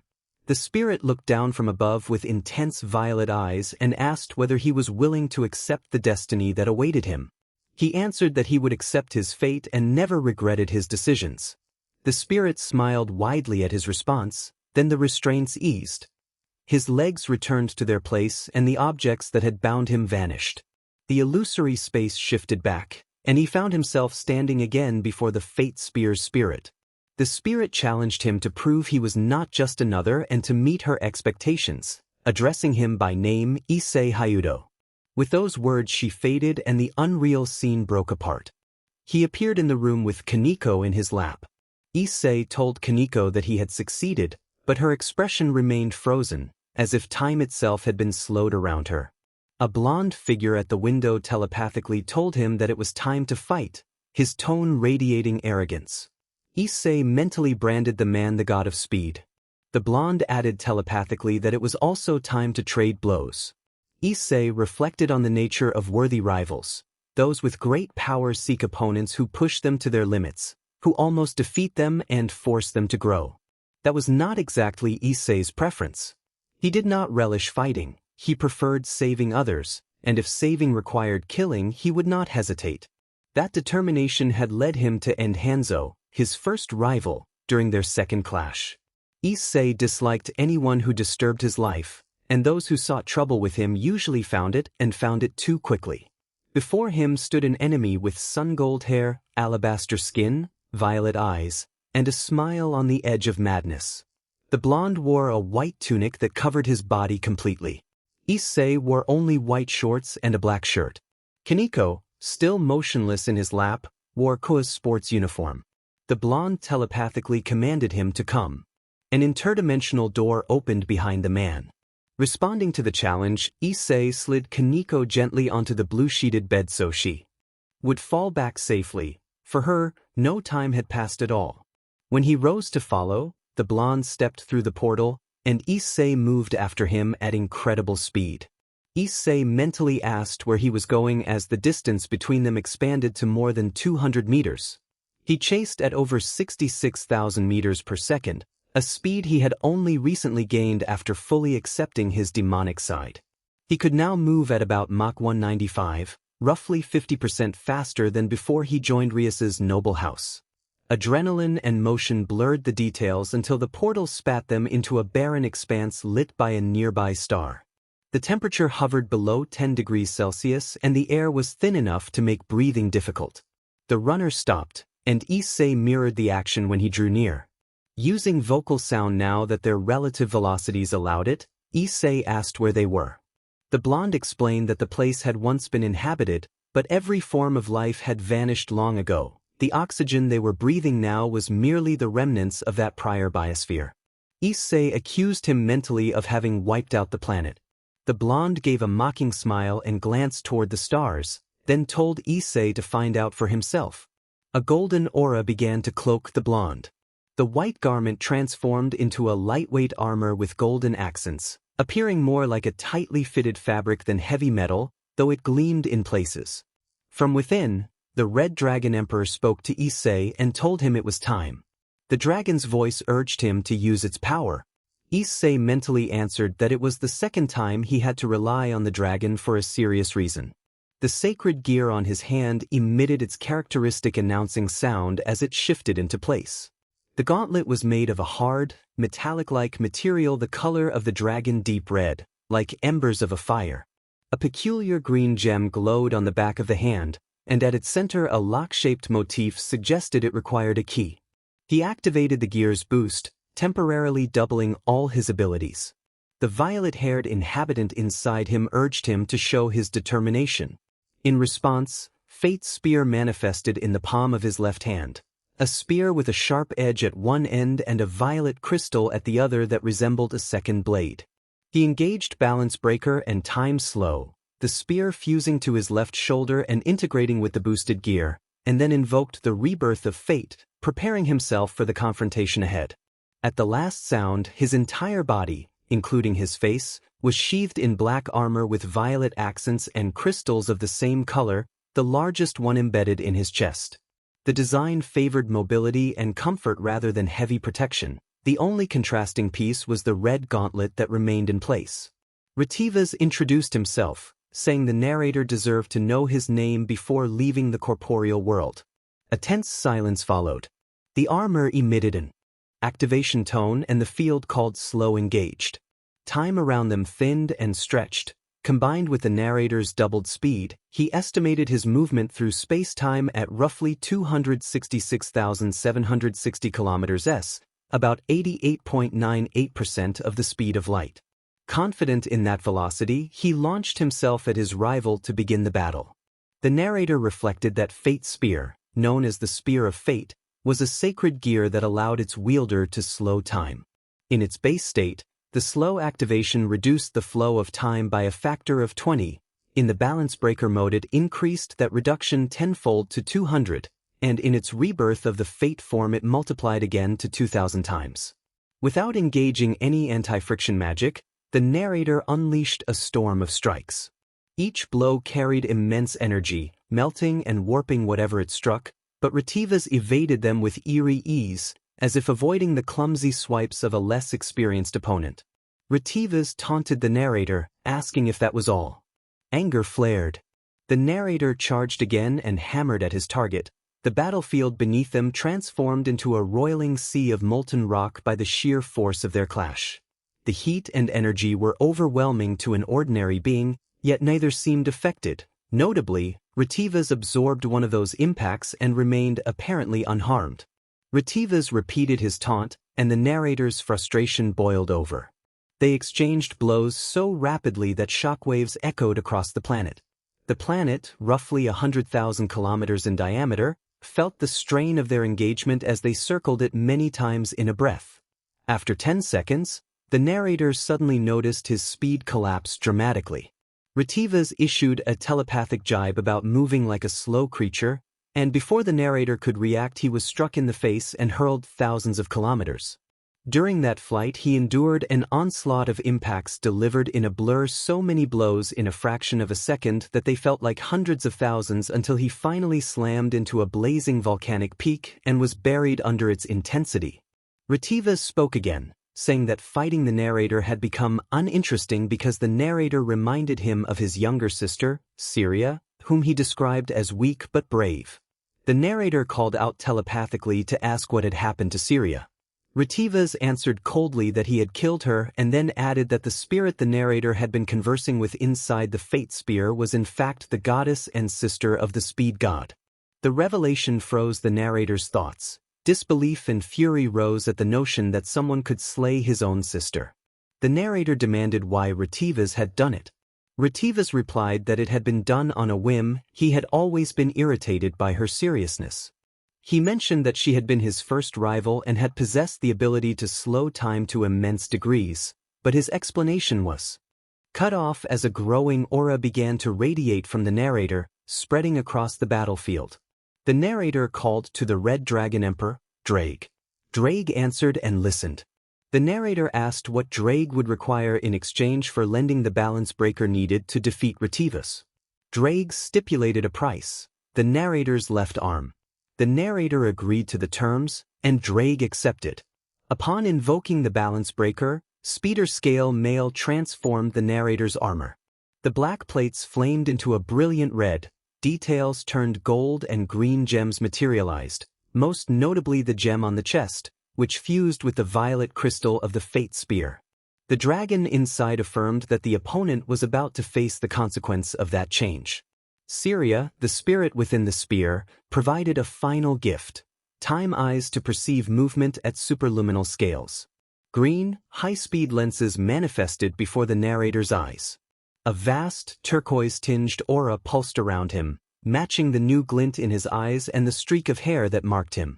A fierce, fast-paced confrontation loomed as armor, powers, and wills converged. The aura compressed into teal beams that wrapped around every part of Issei's body. Issei signaled that it was time and mentally activated the boost command, repeating it like a chant until the fate spear's slow countered him. Knowing his body's limits, Issei calculated that the boosted gear's balance breaker would last only about 10 seconds, the same span as the fate spear's slow. If he coordinated his stats perfectly, he could far outpace light. Issei telepathically informed his opponent that during those 10 seconds he could run at 1,092,648,900 km/s, making him 3,644 times faster than light. His opponent tried to respond, but a solid punch from Issei shut him up. The battlefield itself shimmered, and the planet split as space-time warped for the fraction of a second the attack lasted, presented as a dramatic, surreal distortion rather than a realistic rupture. The opponent reeled, stunned. Issei moved so quickly that light seemed sluggish beside him. The enemy appeared behind him at times, but every strike landed empty air. Issei's speed kept him one step ahead. Retivas could not admit being surpassed. He seethed as Issei evaded every strike. Growing desperate, Retivas tried to create distance, but Issei was already where he had hoped to be. Panic pushed Retivas to open a portal a short distance away, but a powerful blow sent him flying away from that escape, producing devastating ripple effects across the nearby star system. Pushing himself onward at 2,000 times the speed of light, Retivas lunged for the portal again, only to be struck by another blow so fast that even his semi-omniscience could not track it. Desperation overwhelmed Retivas. Issei continued his internal countdown, feeling the pressure of the ticking seconds. He gathered a massive surge of energy from Drake and from the former goddess Syria into his left arm, preparing the final strike. The counting ran according to what his body could endure. Only 3 milliseconds had passed. Issei unleashed his finishing technique, the Wrath Attack, Reality Breaker. The strike connected with Retivas's chest and released a galaxy-scale shockwave. The impact produced a cosmic-level blast that distorted the surrounding space and sent waves of raw energy sweeping outward, a spectacle like an anime's overwhelming finishing move. Celestial structures shimmered and were torn apart in the wake of the blast, and for a moment Issei felt all his strength drain away. The last attack erased planets and star formations across a span of 2 million light-years. The massive planet where the duel had begun had already vanished. Issei felt himself empty, his life support collapsing down to the remnants of the boosted gear and the fate spear. Then, unexpectedly, he opened his eyes inside a dome of golden energy. Retivas's released spirit appeared, calm and relieved. The spirit explained that one of them had held the advantage and thus the victory was decided, and that, freed from a corporeal form, it was time to grant its final will. Retiva's spirit asked what Issei desired. Issei asked simply to return home. Issei reflected on the lesson in silence. When you cross a minefield and evade the bombs, remember they remain if you ever return the same way. He woke to a persistent, dull ache that he had not felt in a long time. Exhausted to every last cell, he slowly opened his eyes to the moonlight slipping under his eyelids. He called out internally to Drake and received no answer. He called again to Syria, but that silence remained. Forcing himself to sit despite the pain, he took in his surroundings. He was in his room. Turning his head slightly, he noticed a girl with black hair asleep with her head on the bed while the rest of her body was curled on the cold floor. It was Rainier, dressed in a Mediterranean blue-maid outfit. Rainier woke at his movement and embraced him, relief and affection evident in her expression. Footsteps thundered down the stairs as others rushed in. The door burst open and Calawarner, Milt, and Asia entered, all pressing in to hug him each in their own flurry of emotion. After that heated moment eased, the atmosphere in the room grew suddenly serious. Rainier expressed relief that he had awakened, but she warned that it might already be too late. Asia revealed her demon wings and, speaking more formally than usual, used an honorific that showed a change in their relationship. She was now acting as his comrade. The four girls took turns recounting what had happened while he had been unconscious. They had found him 20 minutes after he disappeared. His fight with Retivas had taken place in the house's yard and his left hand had been badly damaged. He had been unconscious during the confrontation between Rias and the blonde stranger, which had ended with Rias's defeat. Most importantly, Asia had taken his place in the battle at Rias's pleading and had become a bishop of the Gremry. Those facts left Issei speechless. As his confusion cleared and he assessed himself, he realized the absence of one of the most vital parts of his body. Issei noticed that his left arm was missing and asked where it was. He asked alarmed when he noticed its absence. Rainier explained that it had been burning, and when the flames died it turned to dust and disappeared like flower petals in a strong breeze. Rainier's words unsettled him deeply, but he forced himself to remain composed. After all, he was their master. He was told that Drake and Syria had once resided in his left arm, which explained why he could no longer communicate with them. They were gone. The girls' faces showed sadness as if they shared his grief. He had not only lost Drake and Syria, but his mistress's freedom had been lost because of his weakness. He thought that if he had been stronger he would not have lost his arm or been unconscious during that encounter. Slowly he began to remember why he had lost the arm. The final attack he used against Retivas had been too much for his body. He accepted that he would not recover the arm, but he resolved to recover Rias's freedom. Determined, he rose to his feet, but when he tried to run he could not move. He reminded himself that the moments a person's courage is truly tested are when difficulties overwhelm them. Those few words were enough to reveal his determination, a will that could not be extinguished by hardship, the decision to press forward without turning back. Engagement party. Rias Gremery knew that once she married that man she would become a phoenix, her family's rights would be forfeited and her freedom lost. She had not chosen to marry him, but thanks to her lone pawn she had been given a chance to stop the wedding, and yet she had failed. She blamed herself for being weak. That thought repeated in her mind as maids dressed her in a wedding gown for the engagement celebration. Razor Phoenix approached slowly and declared that his bride appeared ready. His ridiculous attire only made him seem more contemptible. Rias showed her displeasure at being dressed as a bride for the engagement, and Razor dismissed her concern, explaining that the Phoenix wedding dress was adorned with wings of flame and that this was merely an ornament. His laugh was grating and arrogant. One of the maids announced that everything was ready, and Razor pronounced it perfect. A magic circle transported them to the venue of the party without warning, and Razor delivered a pompous presentation that only emphasized his swollen ego. After some time, Rias sought out her servants. When they saw her, guilt was plain on their faces for having been defeated. Their presence reminded her of Issei and she wondered how he was faring. Suddenly the main door crashed down and everyone turned toward the entrance. Through the dust someone appeared wearing white. Inverted uniform of Kuo Academy, and only one person wore that outfit.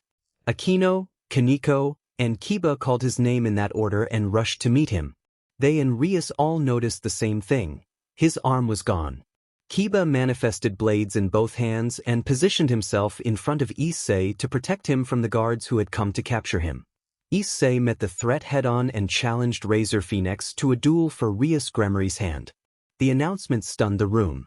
Razor asked what reward he would receive if he won, and Issei replied that at that moment he had 3 attendants. If Razor defeated him, he could keep them.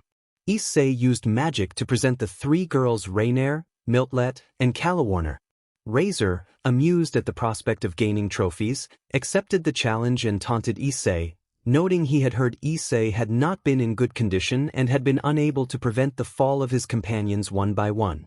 Razor asked if Issei was truly prepared, and Issei answered simply and resolutely that he was. Sona Citri observed the scene with personal stakes. She had planned to cause a scandal to create a personal confrontation with Razor and resolve it through a contest, but Issei's abrupt challenge upended her plans. The only time she had spoken to him before had been at his enrollment. He had seemed distant and unapproachable, cold, proud, and violent, but somehow he had become Rias's servant. Sona had assumed Rias had registered him on a whim, without considering his temperament. Yet seeing how he presented himself in the hall, like a prince seeking his lost lady, Sona realized how seriously he took his bond with Rias, enough to risk everything to come for her and attempt to save her from the fate closing in. She had long been curious about his abilities, but Rias had kept them hidden until now. But one detail caught the narrator's attention. The missing left arm might not be as crippling as it looked. Perhaps it had been lost facing a street demon, and yet he planned to face a high-class demon. It was hard to say whether that was bravery or recklessness. On the platform prepared for the encounter stood Razor Phoenix, a prodigious demon in solo combat, and opposite him Issei Hyoudo, a reincarnated demon who had lost his left arm. The outcome seemed obvious. Issei taunted Razor, telling him to prepare for defeat. Razor, filled with rage, lunged and hit Issei so forcefully that the impact sent him flying into a column shaped like a chess knight. Razor then charged and battered Issei mercilessly, as if to prove his superiority in one-on-one combat. The narrator looked over and saw Rias in tears. She could not bear the carnage and closed her eyes, hoping it would end soon. Rias cried out that he could not lose or die. The narrator was surprised, but those words seemed meant to reach someone on the brink.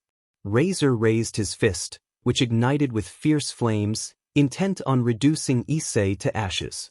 The narrator shouted for the battle to stop, understanding how much Issei meant to Rias, but it was too late. Razor struck and the battlefield was immediately engulfed in blinding fire. Onlookers murmured that nothing would likely remain. When the smoke cleared, Razor was still standing and looked triumphant until it became apparent that his fist was being held by Issei. Issei's clothing was charred to tatters, the remnants barely recognizable. Issei muttered that the attack was weak, but his voice was distorted, layered with another presence that seemed to transcend ordinary reality. Razor struggled free and regained his balance, but before he could react, a single punch landed. Instead of gore, the result was an explosive burst of energy. Razor's body disintegrated into a scattering of debris and was flung against the arena walls, lost among the ruins. Everyone in the hall was speechless. Issei opened his eyes and both glowed an intense cyan, as if emitting light and crackling with electric energy. His hair shimmered and spread outward with the same hue. His features took on an otherworldly sharpness. In a voice that seemed to come from both him and something beyond, he spoke in a torrent of fragmented images: madness, flames, a broken skull, voices, and loss of reason, words that suggested a transformation into something vast and dangerous. The narrator thought again, wondering what Hyoudo had become. Akino was overcome by the same strange effect that had swept the room. Kaneko also showed signs of being affected and struggled to compose herself. Many of the women present were visibly overwhelmed by the phenomenon, while several men appeared to be crushed as if an invisible force pressed down on them. The narrator, for reasons unknown, felt untouched and puzzled by it. Sona Citri and the student council president likewise displayed symptoms of the same influence. Realizing the situation was escalating, the narrator stepped back to watch the battle unfold. Kiba Hyoudo said he would be chivalrous and not look at what was happening. On the stage, Issei stood in scant clothing, his terrifying form fully manifested. Razor somehow crawled out from the rubble, regrowing his head as he regained consciousness. Razor cursed as he found his voice, fixed his gaze on his opponent, and lunged in a furious charge. He threw a right punch at Issei, but Issei met the attack with a brutal headbutt that shattered the armor around Razor's face. Razor did not cry out. He raised his remaining arm to prepare a second strike. Razor shouted a challenge and drove the second blow toward Issei, but the unexpected happened. A sickening crash reverberated as Issei bit down on Razor's fist with his sharp teeth, crushing it. Issei then prepared his only remaining fist to hit the blonde, who narrowly evaded the blow. What followed stunned everyone. Issei regenerated his left arm faster than any phoenix anyone had seen and used it to strike Razor's ribs. The blow sent Razor crashing into the wall for a second time, leaving a large, smoking scorch across his torso as if much of his armor and clothing had been torn away. Issei's voice took on a rhythmic, maddened cadence as he taunted about bullets and breaking bones, clearly taking perverse pleasure in dominating the fight. Razor staggered to his feet, barely able to breathe, while Issei launched into a frenzied ritual that left Razor completely unable to defend himself. In less than 15 seconds, Razor's form was a battered, flaming silhouette under a relentless barrage of attacks. His face was no longer recognizable. Issei's threats were fierce and theatrical, promising to break Razor and seal his fate. He finished with a devastating strike that produced a powerful shockwave, tearing up a large section of the arena. Razor tried to rise with weak, failing regeneration, each recovery taking longer than the last. The narrator wondered what kind of creature could break the spirit of a phoenix with sheer force alone. Issei slowly approached the blonde, seized Razor's head, slammed it into the ground repeatedly in a series of heavy blows, and whispered something inaudible in his ear. Razor fell unconscious. The oppressive aura that had been pouring from him dissipated, and the formerly transformed Issei returned to his usual self. Quickly and with a sense of camaraderie, one of the others found garments for Issei to wear when he left the fighting area. Kiba moved to help with surprising speed. At that moment the narrator found herself in a strange situation. Her clothing was missing, but Kiba had managed to find something appropriate to wear. She could not recall everything, only fleeting, disjointed images amidst the chaos. She felt confused and unsettled. Kiba told her she had done it. He expressed relief and encouragement. Setting that aside, she tried to understand what had happened in the arena. The aftermath was chaotic, but people were beginning to recover. 15 minutes later the entire Rias Gremory retinue had gathered, including the narrator. Strange events had occurred. Rias had come forward and, in front of everyone, offered a chaste, surprising display of affection toward the narrator, then declared that the narrator would be hers. It felt odd because those words were usually spoken the other way around, but the moment was sincere. The narrator admitted the day had been very strange and that memories were fuzzy, yet she resolved to keep living this adventure. She vowed to stay by her mistress and the others and never abandon them. Meanwhile, at the Citri family hospital, a nurse asked in concern what had happened to Razor. He lay there swollen with bruises and internal trauma from the fight. The worst part was that his usual regeneration and flames were absent. He trembled instead. A young blonde woman with drill-like twin tails, dressed in a pink, princess-like outfit, observed that his spirit seemed broken.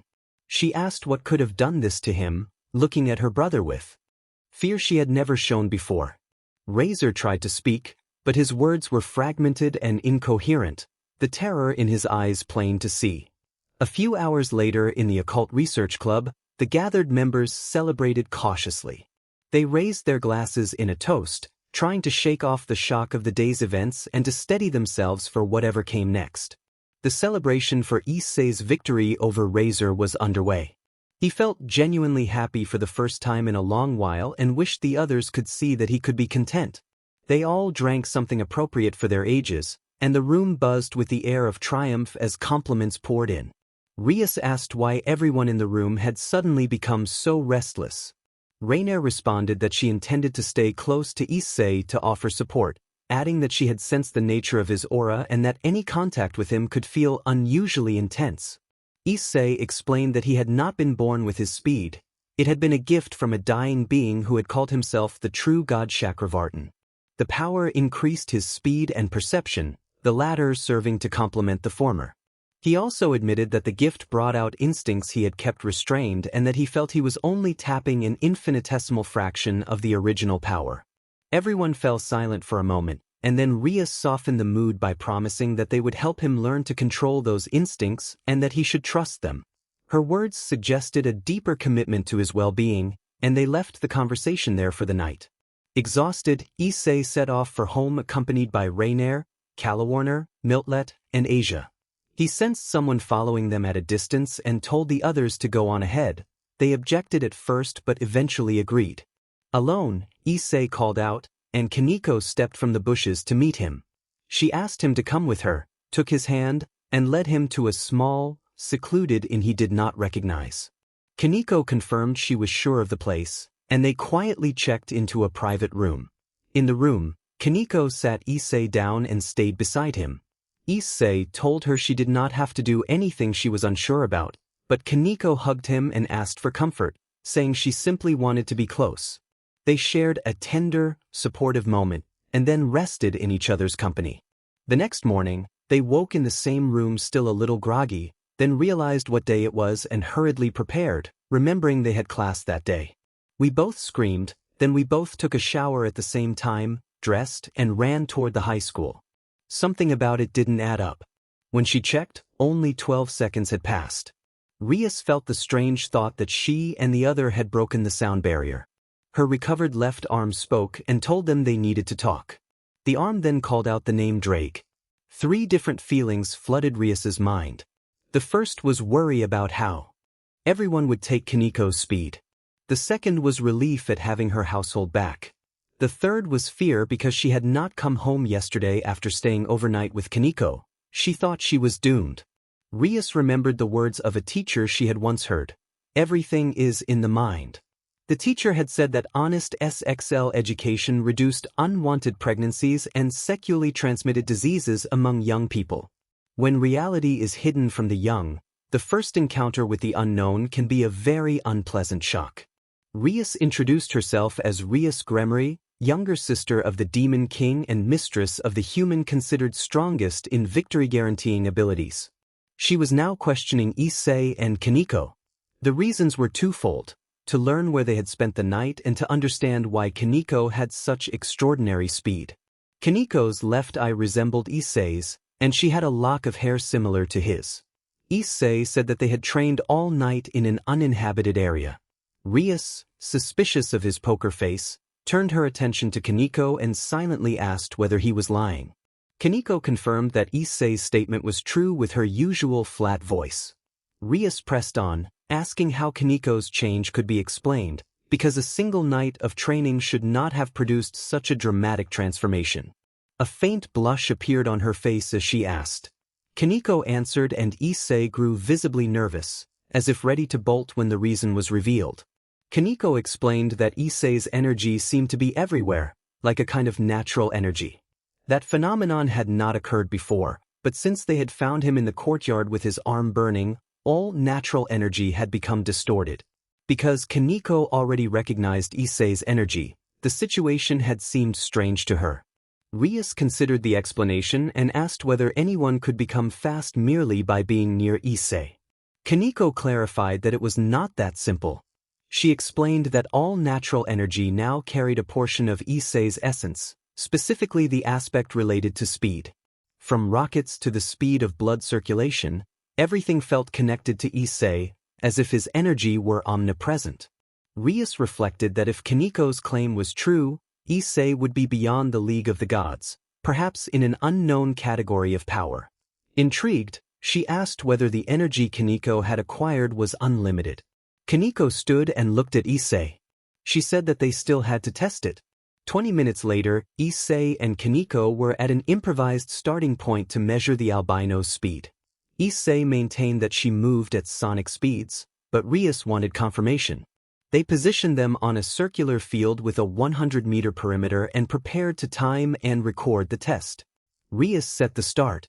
When they began, they immediately broke the sound barrier. A tornado began to form from the intense rotational force. In the midst of the turbulence Issei ran out with Kaneko in his arms, set her down, then disappeared and the tornado dissipated. From Issei's perspective, he had been running around the forming tornado to create a circular wind pattern, but Kaneko's speed started to decrease slowly, and the rotational force began to pull her into the artificial storm. He reacted to prevent harm, pulling Kaneko out of the tornado and then stopping the storm by running in the opposite direction. After the test, Rias asked if the speed Kaneko took on was temporary and whether she could regain it. Rias pursued the question with feline persistence. Kaneko responded that she believed she could. Her signature transformation appeared, giving her cat ears and a tail. She concentrated, and the new lock of hair on her head began to glow as if recharging. They repeated the time trials and concluded that Kaneko could maintain the increased speed for 50 seconds. She could use 10 seconds and save 40 for later, a convenient mode of use. The only restriction was that to recharge she needed to be at least 5 meters away from the source of the energy. Everything seemed under control until a familiar and distant aura began to make itself known in the air. It felt dangerous. Rias warned everyone to stay alert and adopted a serious expression that hid the fear they all felt because of their nature as beings of darkness. However, passing through the sacred aura characteristic of God's servants, Issei felt something familiar, something that simply reminded him of the place he had come from just over a month ago. He wondered whether the figures emerging from the dark trees in the club's backyard were the ones he thought they might be. 2 figures in white cloaks, the garb of devout followers, stepped forward. A slow, unconscious smile began to form on Issei's face, a terrifying crescent to anyone watching. The cloaked figures removed their hoods, revealing their faces. One of them let out a startled cry and hastily stepped back, cheeks flushed and breathing rapidly. Her hair was long and light chestnut, and her eyes shone violet. The other had short, pale blue hair with a green streak at the front and warm brown eyes. Zenobia told him that it had been a long time and that she had not expected him to give up his important position as a human to become a demon. Issei explained that he had been tired of carrying that heavy title and that he wanted to live longer than a century. Zenobia received his words with a warm, understanding smile and moved closer to him in a gentle, non-romantic gesture that conveyed affection. She remarked that he was always thinking of his own advantage, the very kind of person she had fallen for. Irina reacted with a shriek that echoed through the room, a chorus of astonished voices rising from every member of the occult research club. Some muttered about a forbidden union. Rias, visibly distressed by the scene before her, asked Issei for an explanation. Issei told Rias that he and Zenobia were showing their feelings as an engaged couple. Rias, embarrassed and flustered, asked why they were behaving that way. Zenobia and Issei exchanged looks and answered together that such behavior was normal for a pair of betrothed partners. Irina added that they even had Gabriel's blessing. The revelation left everyone in the room stunned, unable to imagine such a future. A short time later, everyone was gathered inside the building.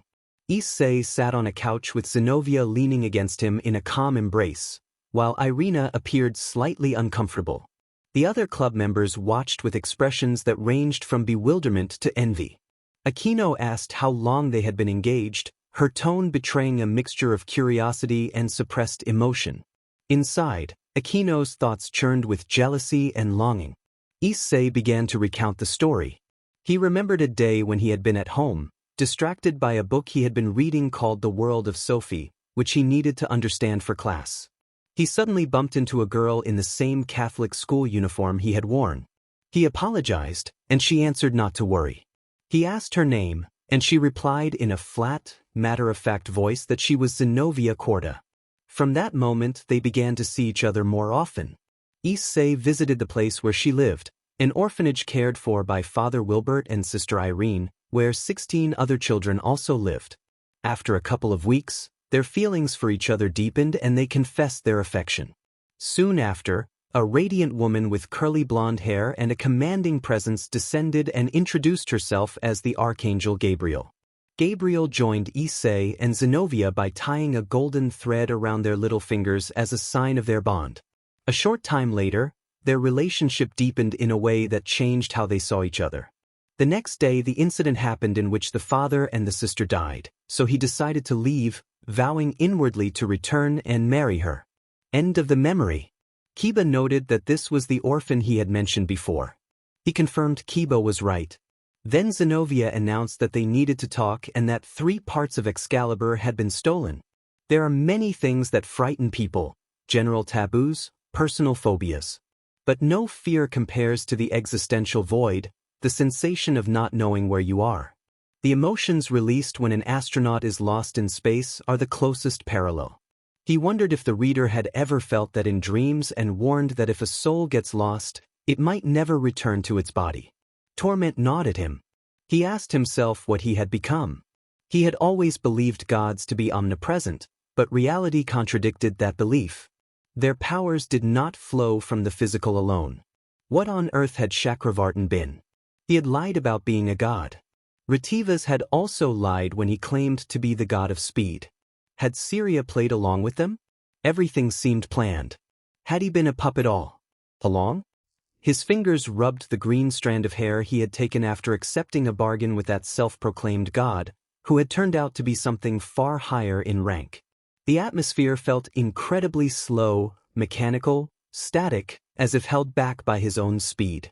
The matter worsened when Drake himself claimed he was in everything and in nothing at once. He remembered. He mentally asked the jewel on the back of his left hand what Drake had wanted to say. The gem glowed, cutting much of the darkness away on that new moon night.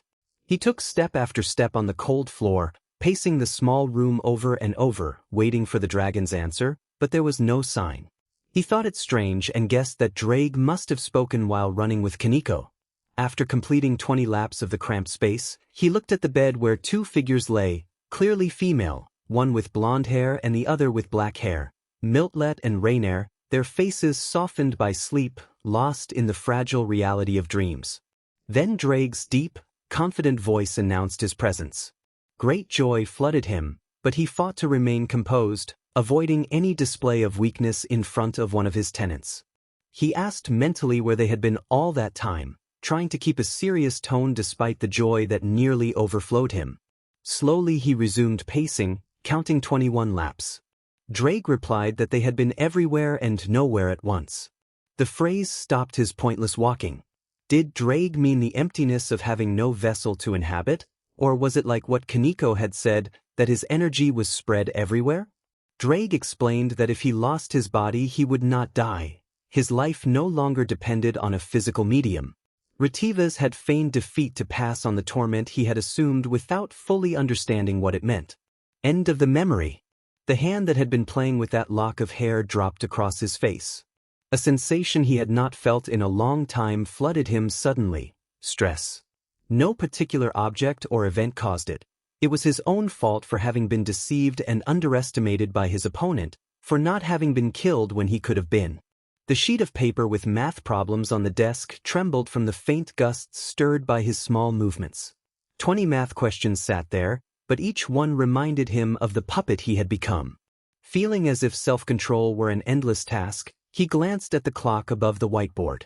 He thought that the day still had far too long to go. The clock showed 5 minutes left, but to him it was an eternity. Powerlessness and anxiety crowded his mind until all his senses were on edge.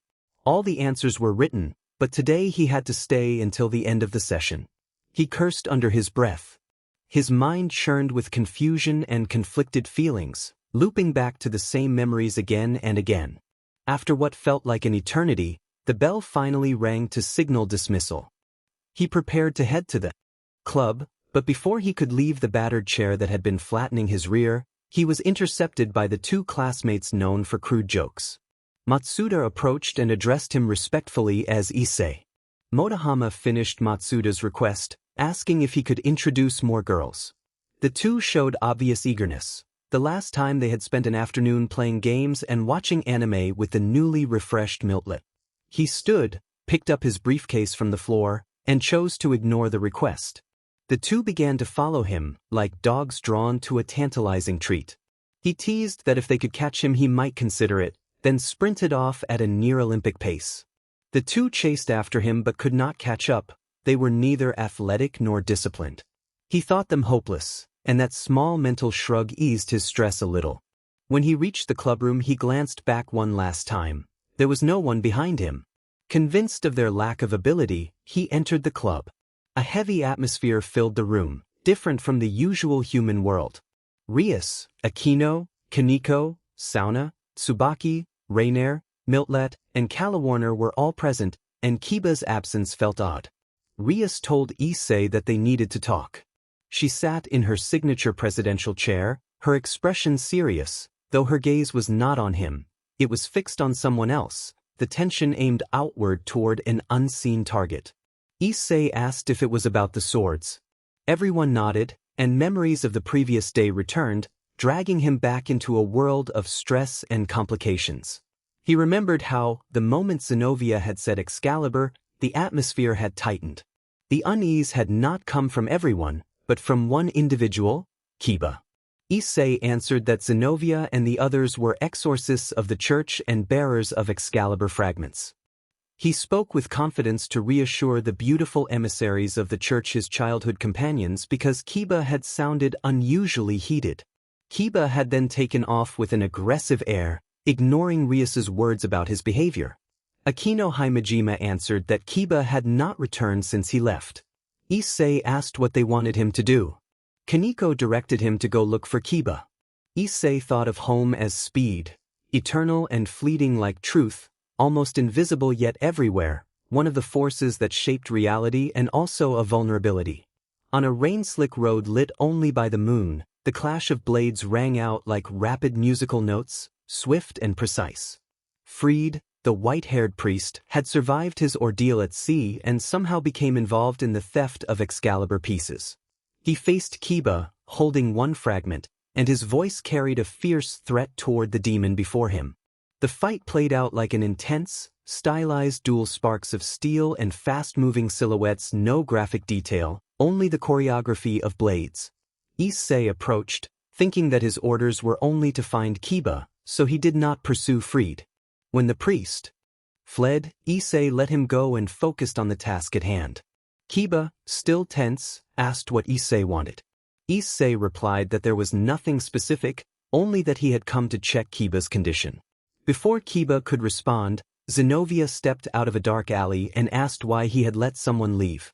Issei noticed Zenovia's state and asked who had been involved. Zenobia examined herself and found only a small scrape on her wrist. She explained briefly that during an escape from an attack by Kokobile, Irina had run off in another direction. Issei told Zenobia they should look for Irina. She took his hand, then released it and said that she could not always depend on him and would handle this alone. Her words, edged with melancholy, reminded Issei of her strength and how she had always been independent. Issei agreed but warned her to be careful and to finish quickly so they could make up for lost time. Zenobia smiled and, in a way that made the company of the night feel awkward, remarked that the first time they had done this they had been inexperienced, but this time it would be different. She then disappeared into the night. Issei resumed his search for Kiba, but the missing man was nowhere to be found. As he prepared to run, Drake alerted him to danger. Issei's superspeed senses activated. He turned and saw a projectile whistling toward him. He caught the bullet by hand and traced its origin to a man dressed entirely in white wearing a snake-shaped mask. The man declared that he had found him. Then, men and women, young and old, emerged from the shadows of the alleys, all wearing the same mask. Issei recognized the mask as the symbol associated with a man who had fallen by his own hand. He realized he was facing the troop of Hanzo. A woman from the group spoke that they could see Issei and that they had not given up their determination to bring him down. She added that, although he might be faster than Mr. Hanzo had been, they knew his weaknesses. From her clothes she produced an object Issei immediately recognized, the time amulet. He remembered that the amulet could stop time for everyone except its wearer for up to 10 seconds. He regretted not destroying it earlier. Against Hanzo he had not given the opponent any chance to prepare, and that had been his advantage. The woman bid farewell as she moved closer. Issei suddenly felt unwell. Everything began to darken at the edges of his vision, and as he sensed something strike his back, he understood what had happened. There were knives in my ribcage, not 2 or 3, but dozens of sharp objects now adorning my chest. The woman tightened a sort of lock on my right wrist and told him that she knew it would not stop him for long, but it would be enough. She explained that the device would explode in 2 minutes unless his pulse allowed it to activate. In other words, if he stopped, it would detonate across a 200-meter radius. She leaned close and warned him that he could not let it go. Off in the city, he forced himself to run, holding the pain from the knives. As he ran, he began to pull the blades free while a regeneration effect started knitting his wounds. He cursed inwardly at their having found a weakness. He thought of his friends and told himself that he could not let the device explode. He ran at full speed across the Pacific. From a satellite's view, the area around him would have looked like a colossal whirlpool, proportionally far larger than any ordinary one. He tried to contact Rias. Drake offered to help, and the rough dragon's support brought him a surge of relief. A magic communication circle in the shape of the Gremory clan crest appeared in his ear. Issei asked Rias if she could hear him. The connection was poor, but he could make out enough. Rias sounded agitated. By focusing, he sensed his servants around Rias. He told them he was near Columbia and could not stop running. Rias responded that they needed him because Kokabil had begun his attack on Kuo. He cursed at hearing that. A story came to mind about a man who once formed a team called the 50 Blinders. They never failed a mission until they were ordered to kill a man rumored to be the most powerful. They could not kill him. Instead, one man ended those 50 legends. Hanzo Shiranui, wielder of the Fate Spear and the proud owner of the Time Amulet, did not kill them. The survivors felt granted another chance and without hesitation joined the man who called himself the most powerful human, forming Hanzo's troop a light in the darkness. Rias's serious voice caught the attention of the girl nearby. She noted that he did not usually speak that way unless something dire was happening. The red-headed woman's tone shifted into concern. She had a bad feeling about what might happen. He apologized quietly. His voice carried a melancholic weight, another moment of thinking only of himself and offering the only apology he could manage. Rias reproached him for being selfish, her words coming with sobs. His speed began to drop. As his acceleration fell, the seconds on the wrist device began to run out. He told them to tell Zenobia that he loved her, the last thing he said before losing the speed necessary to counter the water's resistance. The countdown continued. 10, 9, 8, 7, 6, 5, 4, 3, 2, 1, 0. Back with Rias, everyone's attention was drawn by a distant light. A cloud of steam rose on the horizon. If Issei was near Columbia, what kind of explosion produced a plume visible all the way in Japan? In the distance, a titanic wave rose more than 500 meters in height. It would obliterate Japan and much more. Fried laughed and taunted that the so-called savior could do nothing against Hanzo's troops' trap, holding in his hand the combined result of 3 fragments of Excalibur. Kiba insisted that Hyoudo-kun was still alive. He could feel it. Calls for Issei came from many people. Zenobia, Asia, and Aquino looked more devastated by the thought of Issei's death than they had been when they learned God was dead. Irina remained unconscious and could not grieve. Kaneko declared that Issei-senpai was still alive. She could sense his energy in nature.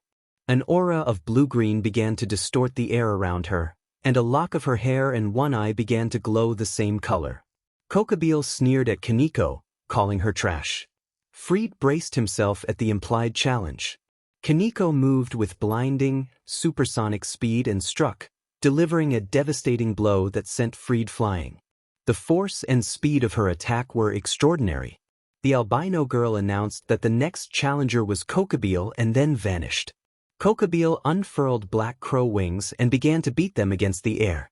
At first his movements seemed random, but with closer focus green flashes began to dodge each wing beat. The narrator wondered if Kokubile could match Kaniko's rhythm, and then, unexpectedly, the Nikomata began to turn the tide and outperform the fallen angel. But what followed next caught everyone off guard. A solid fist struck the 10-winged crow across the face. Surprise and rage twisted his features.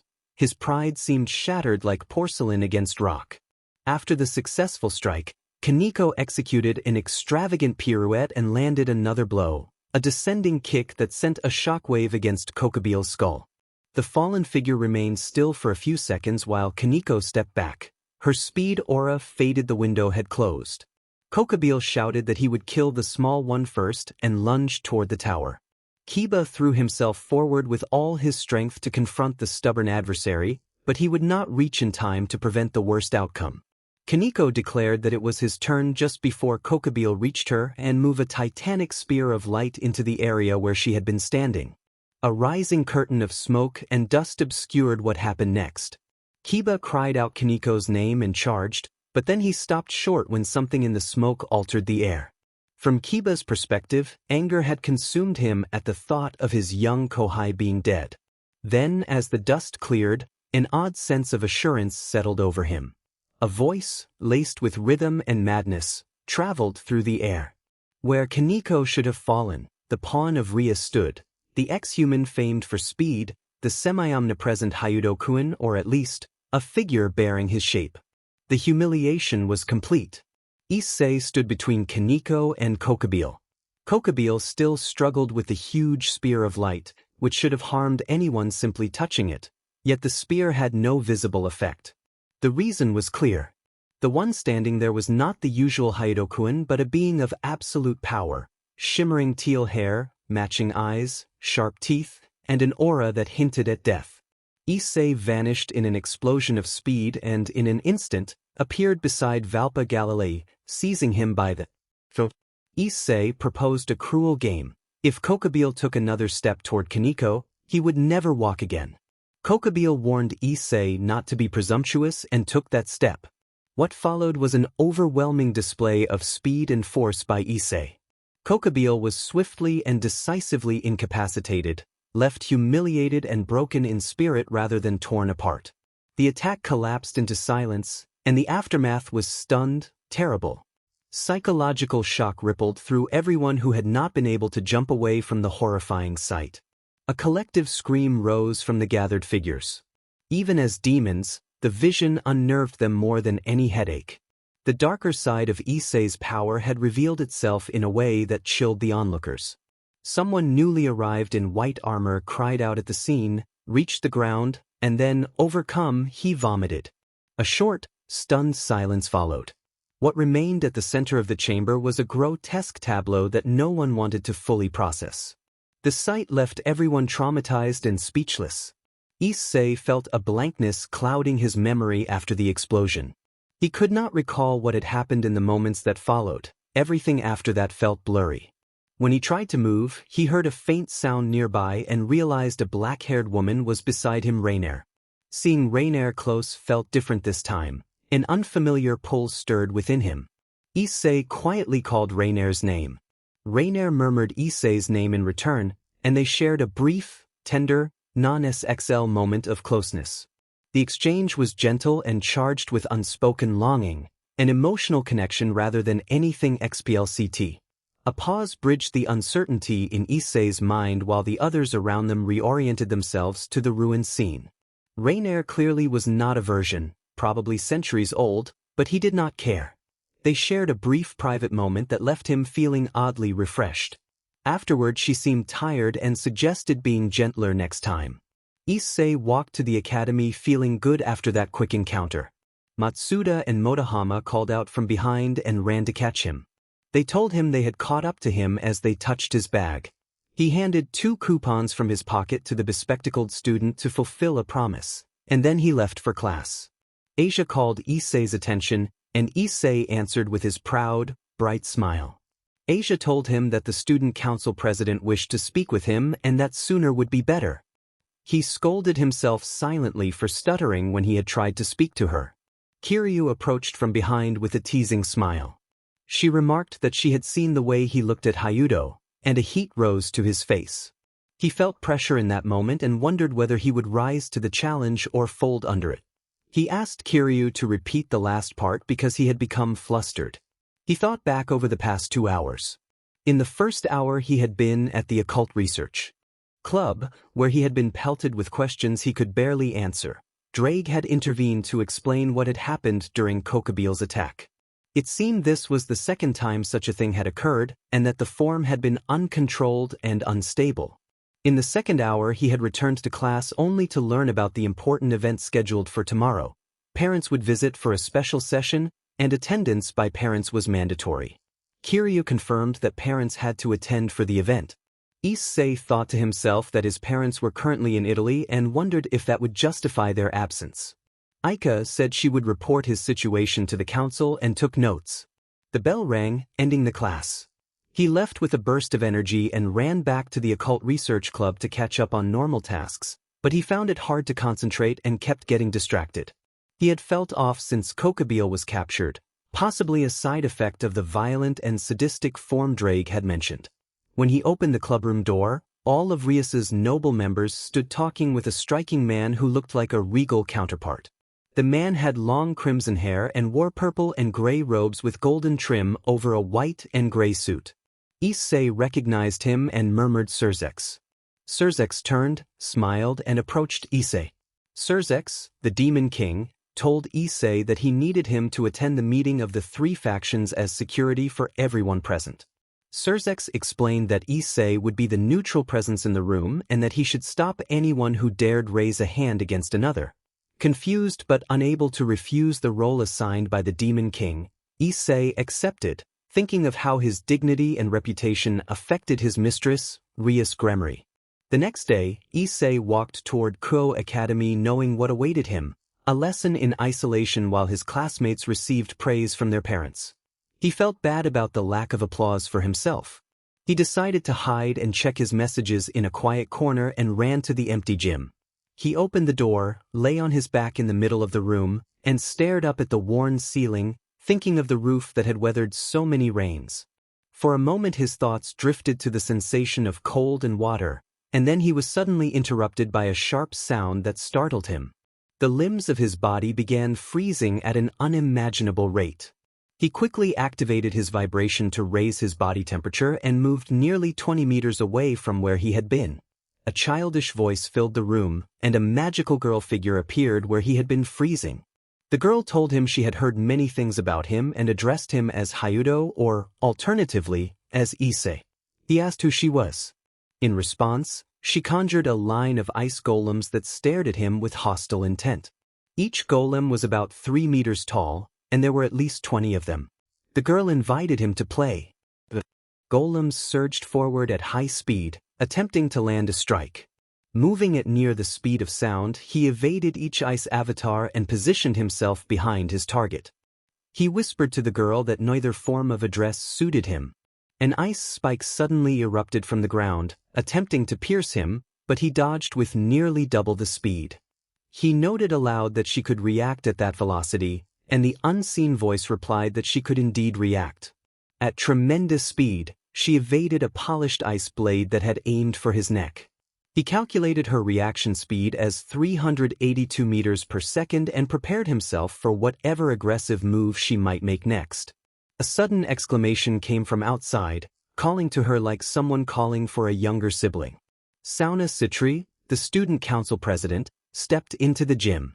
Sauna announced that classes were about to start, apparently unaware of his presence. He realized with surprise that Sauna was addressing the other woman as her elder sister. The other woman was Seraphal Leviathan, the demon queen. Sauna began to stutter nervously when the queen's name and his presence were mentioned. Leviathan demanded to know what he had done to make Sauna react that way and accused him harshly, calling him scum. He had no immediate words to respond. He rarely spoke with Sauna and had not realized she would react like that. He spoke calmly to Sauna, reminding her that she could always talk to him and that her sense of humor had in part been responsible for his being there. That remark only seemed to worsen Leviathan's fury. Leviathan then unleashed a furious accusation that escalated the tension between them. Leviathan launched herself forward with all her strength, intent on ending the confrontation in the gym. She managed to take a few rapid, decisive steps before events accelerated into a blur. Serafal Leviathan was tied from head to toe with the sports facility's ribbons. The ropes froze and she surged again, attempting to strike with an icy edge. She shouted a fierce claim over Sotan that sent the scene into further chaos. Sona Citri felt conflicted. She thought she might have to tarnish her reputation as a knight, but if she did not act she would lose something important to her. There stood the one known for unparalleled speed, black hair, violet-framed glasses, a serious and refined expression, the product of a noble family and legendary lineage. Sona Citri, heir to the Citri family, regarded herself as alone in perspective, convinced that others saw the world very differently. She had rejected her only fiancé in a chess match, and ever since no one else had dared to ask for her hand. She maintained her strict tests because she wanted someone who took life seriously. If a suitor treated the game lightly, he could not be trusted, but if he showed earnestness she might consider him. A sharp knock sounded on the door.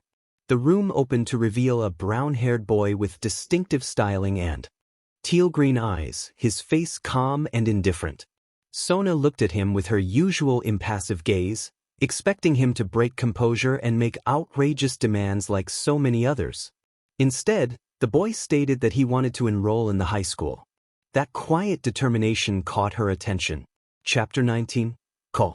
On the basketball court, the demon queen Serafal Leviathan, undefeated and indomitable, was in a humiliating position. She ordered to be released and claimed Sotan for herself, adding to the uproar that filled the gym. Her younger sister, Sona, watched with a look of disappointment, scolding her older sister for repeating the same behavior. Sona's frustration was clear in the way she frowned and pursed her lips. Sona commented that she had had to move a little faster than sound to gain the upper hand, admitting that she had never expected to find someone who moved with supersonic speed naturally. Serafal warned that she was being held back from using her full power and left the warning unfinished. Their confrontation was suddenly interrupted when a well-known figure entered the hall accompanied by Rias Gremory, Rias's parents, and the rest of Rias's entourage. A familiar voice called out to Surzex, asking what he was doing there. Issei asked the Demon King why he was in the human world, noting that it was strange to see him here and that perhaps it had to do with his sister being present. Rias Gremory explained that she only wanted to prevent the conflict from worsening and that they needed to speak with Issei Hyoudo. On the dark, shadowed paths of the oldest section of Kuo Academy, the footsteps of demons passed confidently through their domain, causing unease among anyone who felt watched. Rias stopped the entire retinue as if she were a general at the head of her troops. Before them stood a pair of chain doors marked with yellow tape reading "Keep Out." What lay beyond had once been considered one of the greatest terrors of the Middle Ages. Rias warned that the person behind the door might very well be faster than Issei and presented the comment to him with an innocent smile. Issei noted aloud that he wanted to verify whether that was true. Kiba remarked that Issei was fast but that others might interfere on the way, piquing Issei's curiosity about who could possibly rival his speed. Issei reminded everyone that facts would speak for themselves as Rias began to break the seal that held the door.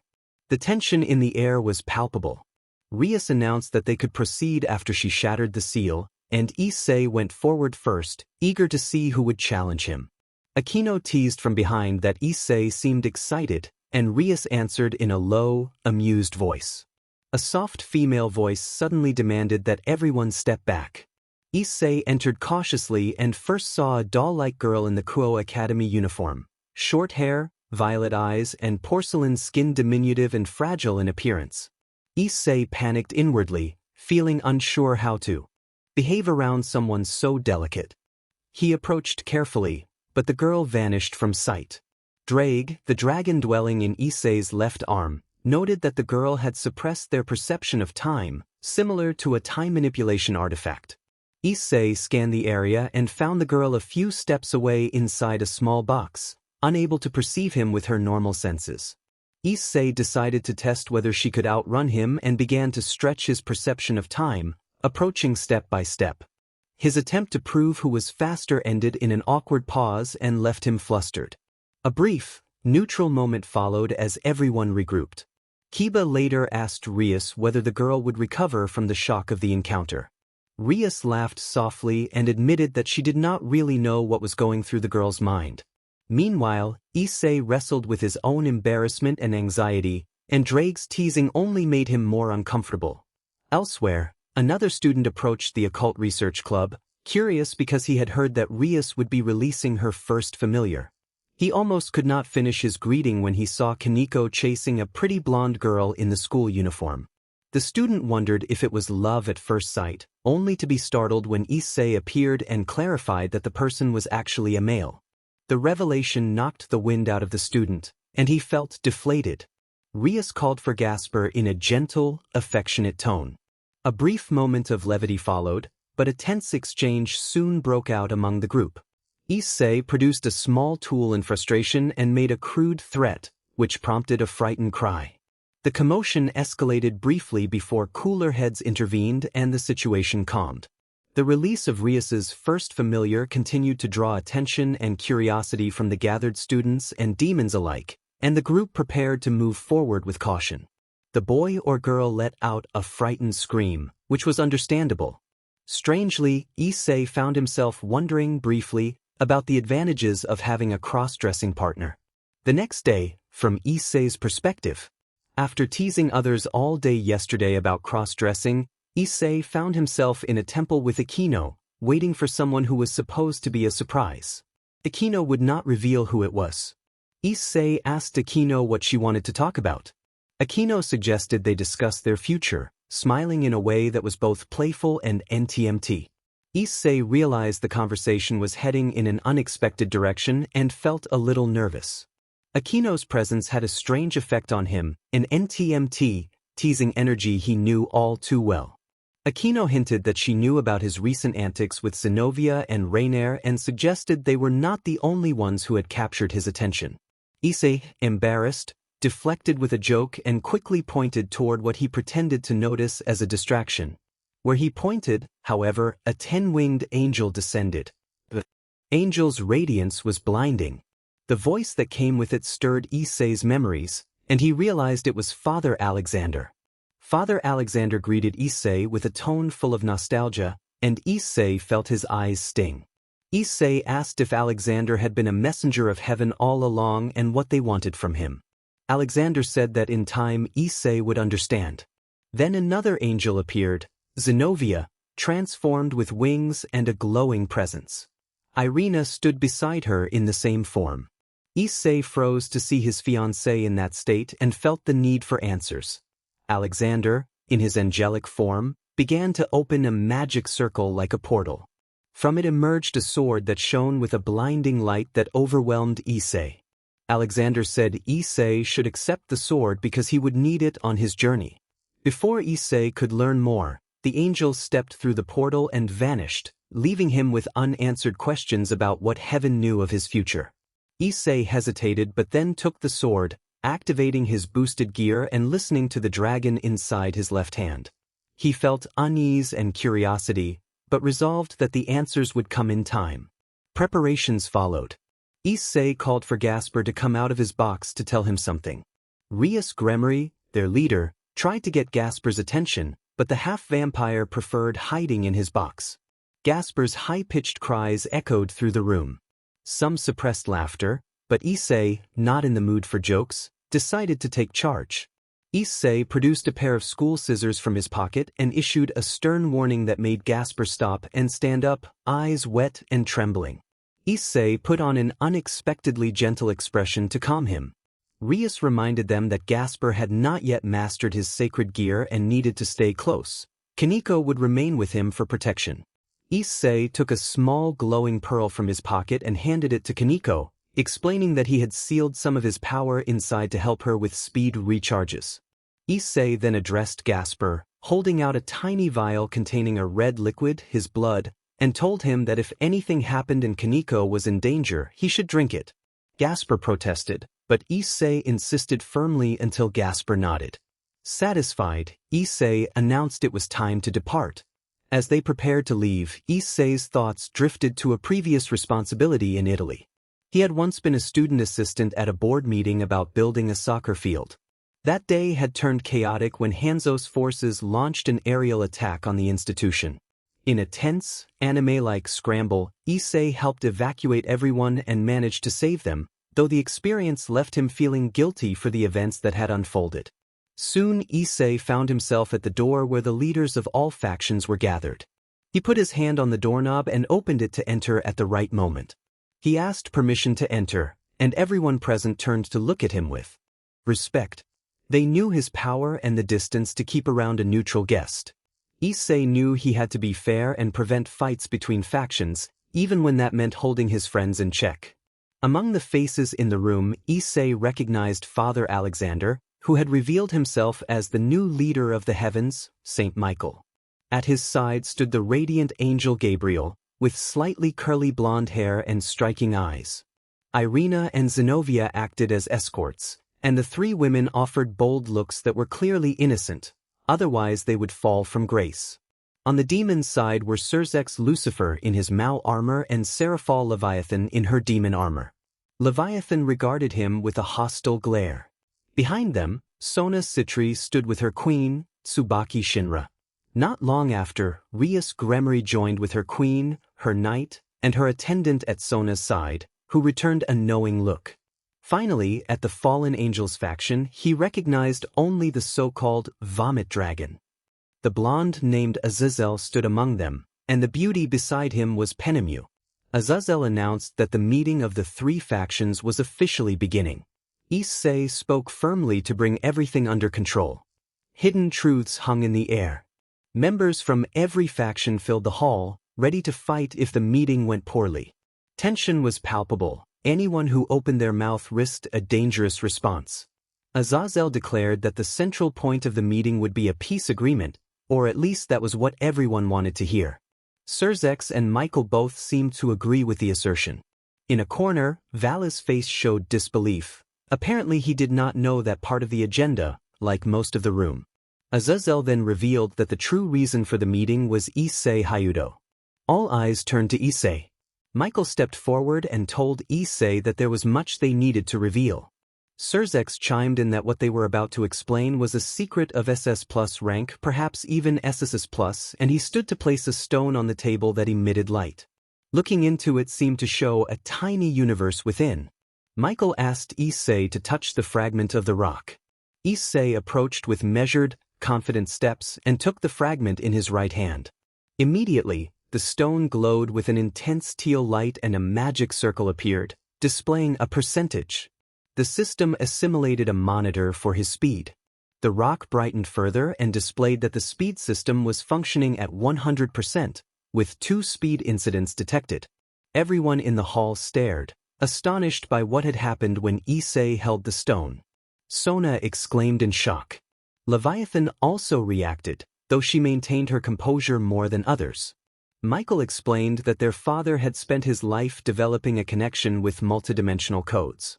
Azazel added that the Christian God had discovered something no other being managed to, and that Issei's name appeared among those discoveries. Azazel warned Issei that he faced a hell of responsibilities and asked whether Issei was willing to endure what lay ahead. He noted that Issei could delegate the power entrusted to him. Issei asked what Azazel meant.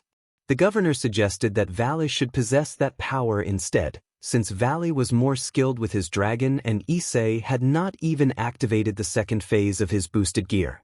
Issei looked at Hakuryuku, who appeared puzzled, and decided to stay silent to avoid explaining the full context. Issei replied that Hakuryuku did not know all the implications, but he did. Suddenly, someone questioned why Issei showed 2 speed incidents and what he had done to put the universe at risk. Confusion washed over him. He knew of only one incident. A voice emanated from his left hand, claiming ownership. The name of the voice echoed in his mind. Syria. A feminine voice filled the room, and everyone began to look around. Issei spoke the name, but even though he did so quietly, everyone heard him. The women in the hall reacted with jealous voices, as if judging a partner who had returned home with a stranger. Feeling the tension, Issei summoned the Fate Spear in his left hand. He had stopped using it after learning the true nature of its wielder, a multidimensional entity. Many present recognized the spear, though not its host, Syria. Some faces showed ignorance, others understanding. Those who knew the spear's history and its previous wielder understood how precarious the situation had become. Azizo, visibly unsettled, observed that this explained why Hanzo's troop was allied with the Chaos Brigade. Each party was searching for something in this place. Sona Sitri asked what the Chaos Brigade was. The governor of the Crows rose to answer, but the room suddenly trembled. Penemu asked what was happening. No one had an answer. Through the only windows in the chamber, several magic circles appeared out of nowhere, and figures began to emerge from them. Some wore dark blue robes, others wore even darker ones. Someone announced with tense clarity that they had arrived. Those were the first words spoken by the ruler of the fallen angels. The first arrivals were unfamiliar, but the second group was clearly Hanzo's squad, the deadliest hunters of paranormal beings. It was obvious they had come for him. They must be angry because their last attempt to kill him had completely failed. He cursed under his breath. Meanwhile, Gasper was inside his protective box, beating one of the toughest enemies in an RPG he had been working on. The safety of his box granted him uncanny prowess in games, so he could overcome nearly any level. Suddenly, a strong tremor shook the place. He peered cautiously from the box and found Kaneko standing guard a few steps away, alert and ready to strike at any intruder. Kaneko told Gasper to remain hidden. Fear tightened his chest, bringing back memories of being hunted in his old home. He shook his panic rose, thinking he did not want to die. The main door exploded inward. Dozens of people in blue and black tactical suits poured through the entrance. Dust stung Kaneko's eyes, but she did not lose her composure. Without hesitation, she launched herself to strike the first wave, only to find they were long-range attackers and she could not close the distance. She became a clear target lined up in front of archers. Realizing the danger, Kaneko pulled back to avoid becoming a dartboard. She swallowed the orb Issei had given her. Instantly her cat-like ears and tail appeared, and one eye began to glow teal along with a streak of hair. Kaneko said goodbye before vanishing in an explosion of speed. Her burst of motion knocked the infiltrators more than 40 so hard they were sent skidding into the walls, the result of her tower-level strength combined with her speed technique. Still, two dark-suited figures remained standing.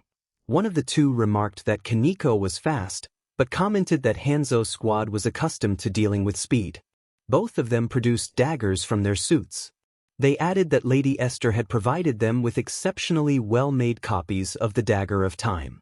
They spoke Italian, but Kaneko and Gasper were able to understand them thanks to a demon-inherited ability. The daggers gleamed gold with an emerald stone set into the hilt. Gasper recognized the design.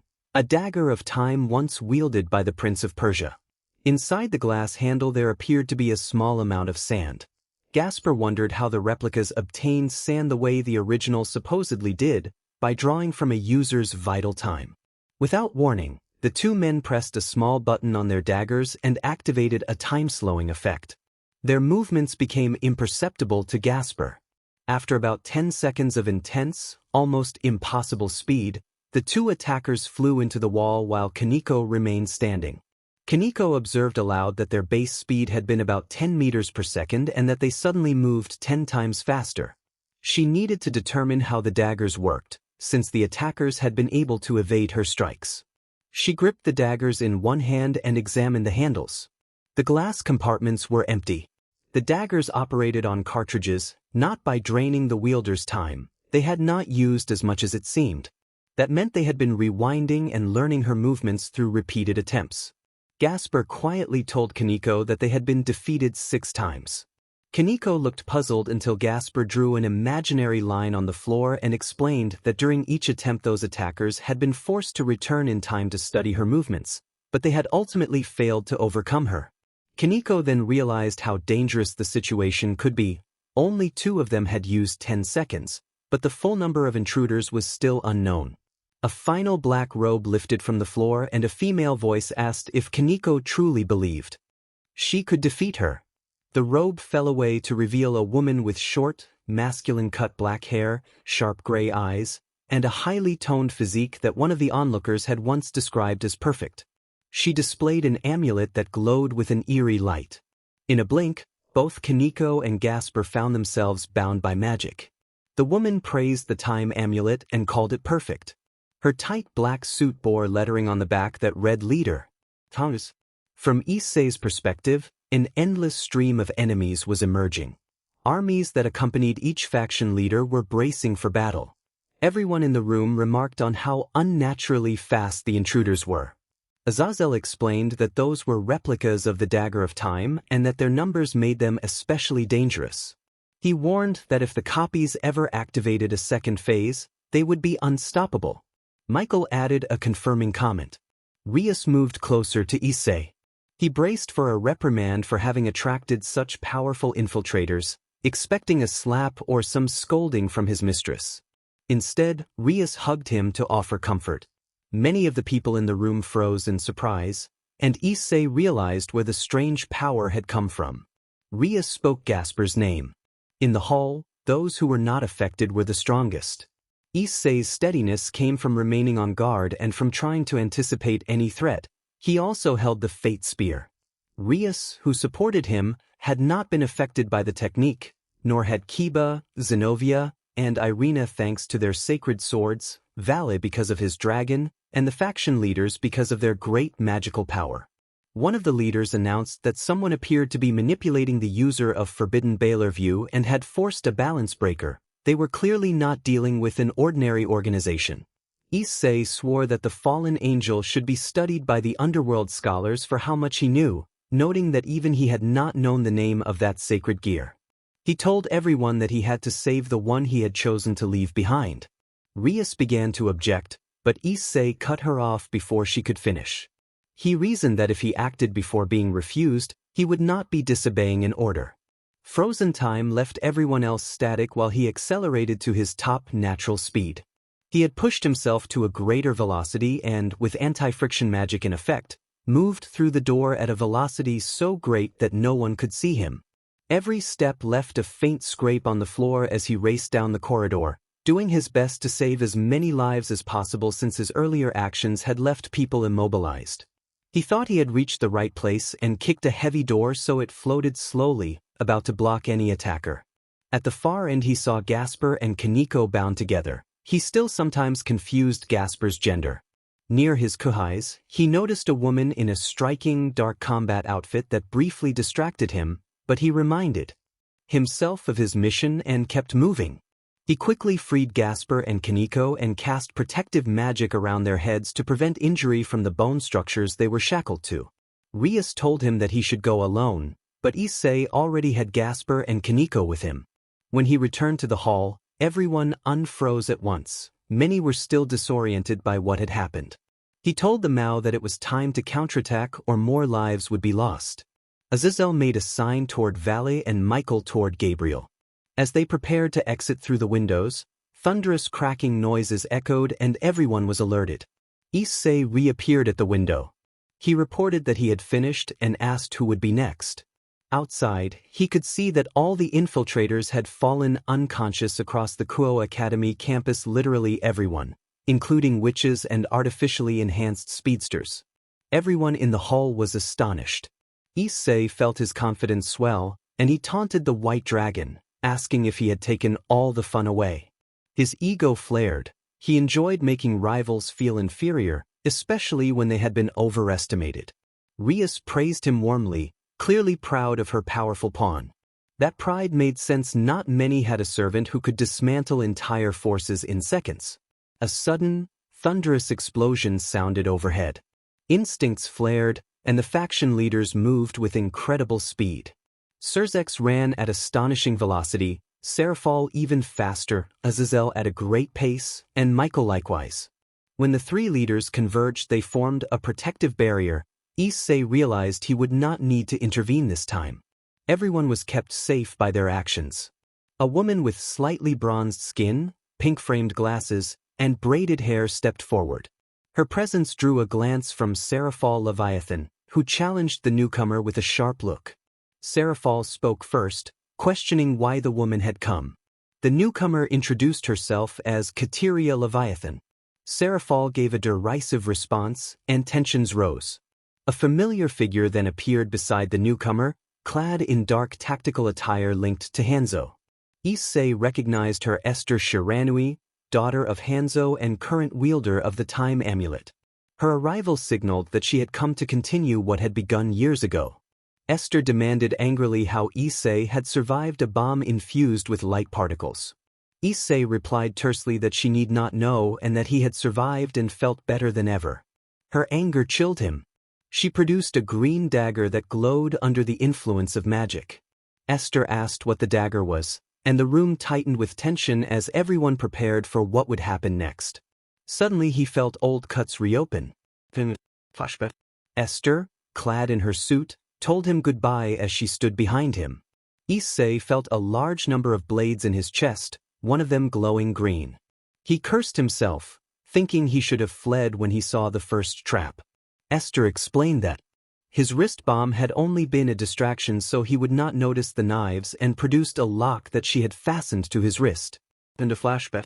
Issei realized the wrist bomb had been a diversion so he would miss the knives. The troublesome dagger caused a poisoning effect that severely reduced an opponent's movement, producing total paralysis in slow targets but, against speedsters, dividing their speed many times over. As a result, his effective speed was now 224 meters per second. Esther told him that if he had seen the knife earlier he could have prevented this, but he had only thought to save his friends from the wrist trap explosion. She showed two items in her hand, the original time dagger and the time amulet. Esther called him over. Issei looked back at Rias and handed over the fate spear he was still holding. Rias accepted it with an approving glance. He glanced at the members of the occult research club preparing around him. Issei warned everyone to take care. He kept a trick up his sleeve. Dust clouds filled the air and obscured everything. Issei's loyal servant was fighting that woman who clearly had a history with her. They were dueling somewhere within the dust, but the cloud made it impossible to see. Kaneko reassured the group that Issei would be fine and urged them to focus on the enemies still arriving, since members of the Chaos Brigade continued to appear. There did not seem to be more of Hanzo's squad. Everyone prepared for battle, aware that fights were breaking out all across the area. Azazel was engaged with Kateria Leviathan while Oniai-sama stood with Michael-sama and Seraphal-sama, ready to repel any attack and support allies as needed. They all did their best to fend off the attackers, but many remained worried about Issei's fight with that woman. Issei's perspective. Issei ran while clashing intermittently with Esther. She attacked fiercely with her dagger, trying to wound him. He had to be careful because staying within her range risked being halted by the dagger. The time amulet could extend the effect. What might be 10 seconds for others could become up to 100 seconds from her perspective. He regretted lingering. Esther called him an idiot as she tried to cut him again. With reflexes still adjusted to speeds far greater than normal, it was difficult for her to land a hit on him, but she was dangerous when aided by the time amulet. Esther warned that his pride in his abilities would not last when she dealt with his friends. Suddenly she charged toward Zenobia. Anger flooded Issei's veins. He clenched himself with a fierce protectiveness and ran toward Esther, determined not to let her touch his fiancée. As he surged forward, his speed increased without warning. An internal force urged restraint, but his desire to stop her overwhelmed his control. He pushed beyond his limits. The sound barrier shattered and his velocity climbed into extremes. At extreme speed his punch struck Esther's back, producing a tremendous eruption of force. A blinding shockwave rocked the ground and left a crater where she had stood. For a moment it appeared as if she had been wiped away by the impact. Issei immediately realized his mistake. As he drew his fist back, the scene around him began to reverse. Esther's form reassembled as if time itself were flowing backward. He noticed an intensely glowing object, the time dagger, indicating she was restoring the moment. She turned during the reversal and produced a violet mirror. Time advanced forward again for him. Issei understood then that she had combined the time amulet with the time dagger. The two weapons seemed linked. He slammed his fist again at extreme speed, this time aiming at the mirror she held, but the force of the blow was cancelled as if it never occurred. Esther followed with a swift kick that struck his face, enough to jolt him but not to topple him. The mirror in her hand began to fracture and emitted a sudden, intense violet light that made him close his eyes to avoid being blinded. After a few seconds, Issei opened his eyes and found himself speechless at what stood before him. A person with brown hair and a teal streak, teal eyes, a scar at the side of the face, the same height and the same uniform that contrasted with the Kuo Academy attire. He realized with a shock that the figure looked like him. He felt stunned and disoriented by the revelation. That is the narrator's reaction when he sees his reflections standing before him. Issei versus Issei. Third person. Both Isseis stare each other down. The original Issei holds a look of consternation under his characteristic cold gaze. The newcomer's eyes brim with a dangerous madness, a psychosis that makes everyone near him recoil in fear. Those closest to Issei might have been confused at first by two brown-haired figures with a bright strand, but they quickly recognized the real one. The reflection's features are inverted, and the newcomer's expression is clearly malevolent. Esther, a short-haired black-haired girl, appears behind the newcomer with a triumphant look. Esther explains that the mirror of mantra allows the opposite alter ego of a person to be brought into this universe, and in this case it has summoned this rival. The newcomer Issei lashes out with an insult and a violent threat toward the group of women gathered there.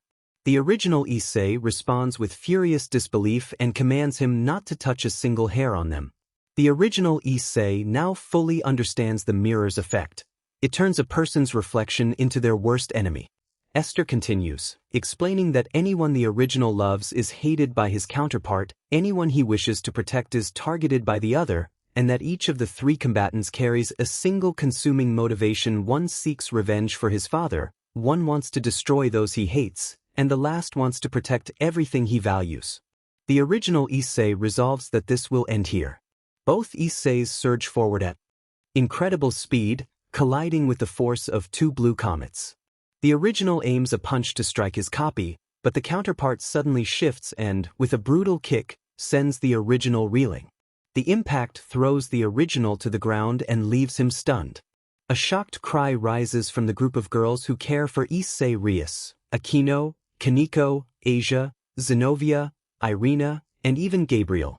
Esther had expected a longer, desperate battle to test the speedster who had slain her father, and she is stunned that the clash ends in an instant. Tears fill her eyes as she struggles with the emptiness of having achieved the revenge she sought. Abruptly, she breaks down. Having reached her goal, she suddenly lacks a purpose. A voice then issues from the fallen form, startling everyone because they recognize its familiar arrogance. The severed portion of the original's form dissolves into green energy, floats back, and reforms over the neck, returning the person to complete form as if nothing permanent had been lost. No one is surprised except for the negative Issei, who smiles widely in his usual manner. Both brown-haired fighters declare that it is time to beat each other senseless, and they vanish in an explosive rush of speed that turns the ground beneath them into molten light.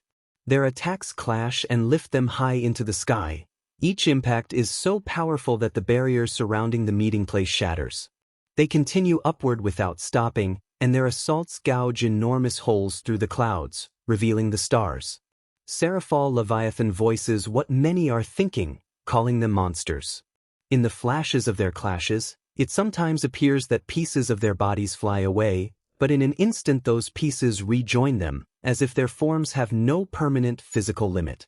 A concerned voice calls for their stoppage. Rias Gremory's spear, speaking through her, warns that if they create a third rift in space-time, something called order could come and destroy everything. Her warning silences the crowd and halts the fighting. In the distance, Azazel holds a golden jewel shaped like a miniature spear, ready to use it against Kateria Leviathan, until the thunderous clashes begin and torrents of teal lightning crack across the night sky, appearing in pairs that converge and collide.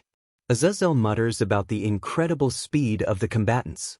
Zenobia, gripping Durandal, demands explanation about the warning that order could arrive. Rias's spear offers to share what it knows. It begins to explain about perfect time. Since the beginning of time there have been omniversal entities that manipulate the foundations of the megaverse through the so-called perfect time. Their bodies resembled anthropomorphic forms, but instead of skin they seemed made of billions of multiverses, usually taking an abstract shape in their physical composition. As the most powerful and wisest beings to have existed, they quarreled among themselves to determine who was the strongest. War was useless. They were eternal, perfect and yet flawed, for none of them could die.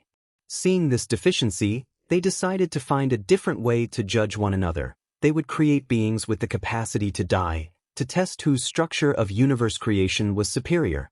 Endowed with infinite abilities, they soon made their own universes that functioned mechanically through their mere presence. After choosing a leader, they entrusted those universes to 4 beings with powers comparable to their own, each named for its role.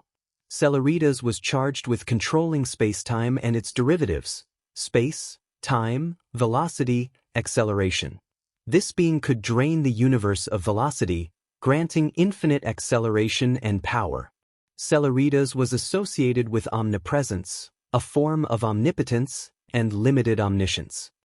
Dios controlled the states of matter and the 4 fundamental forces: gravity, electromagnetism, the strong and weak nuclear forces.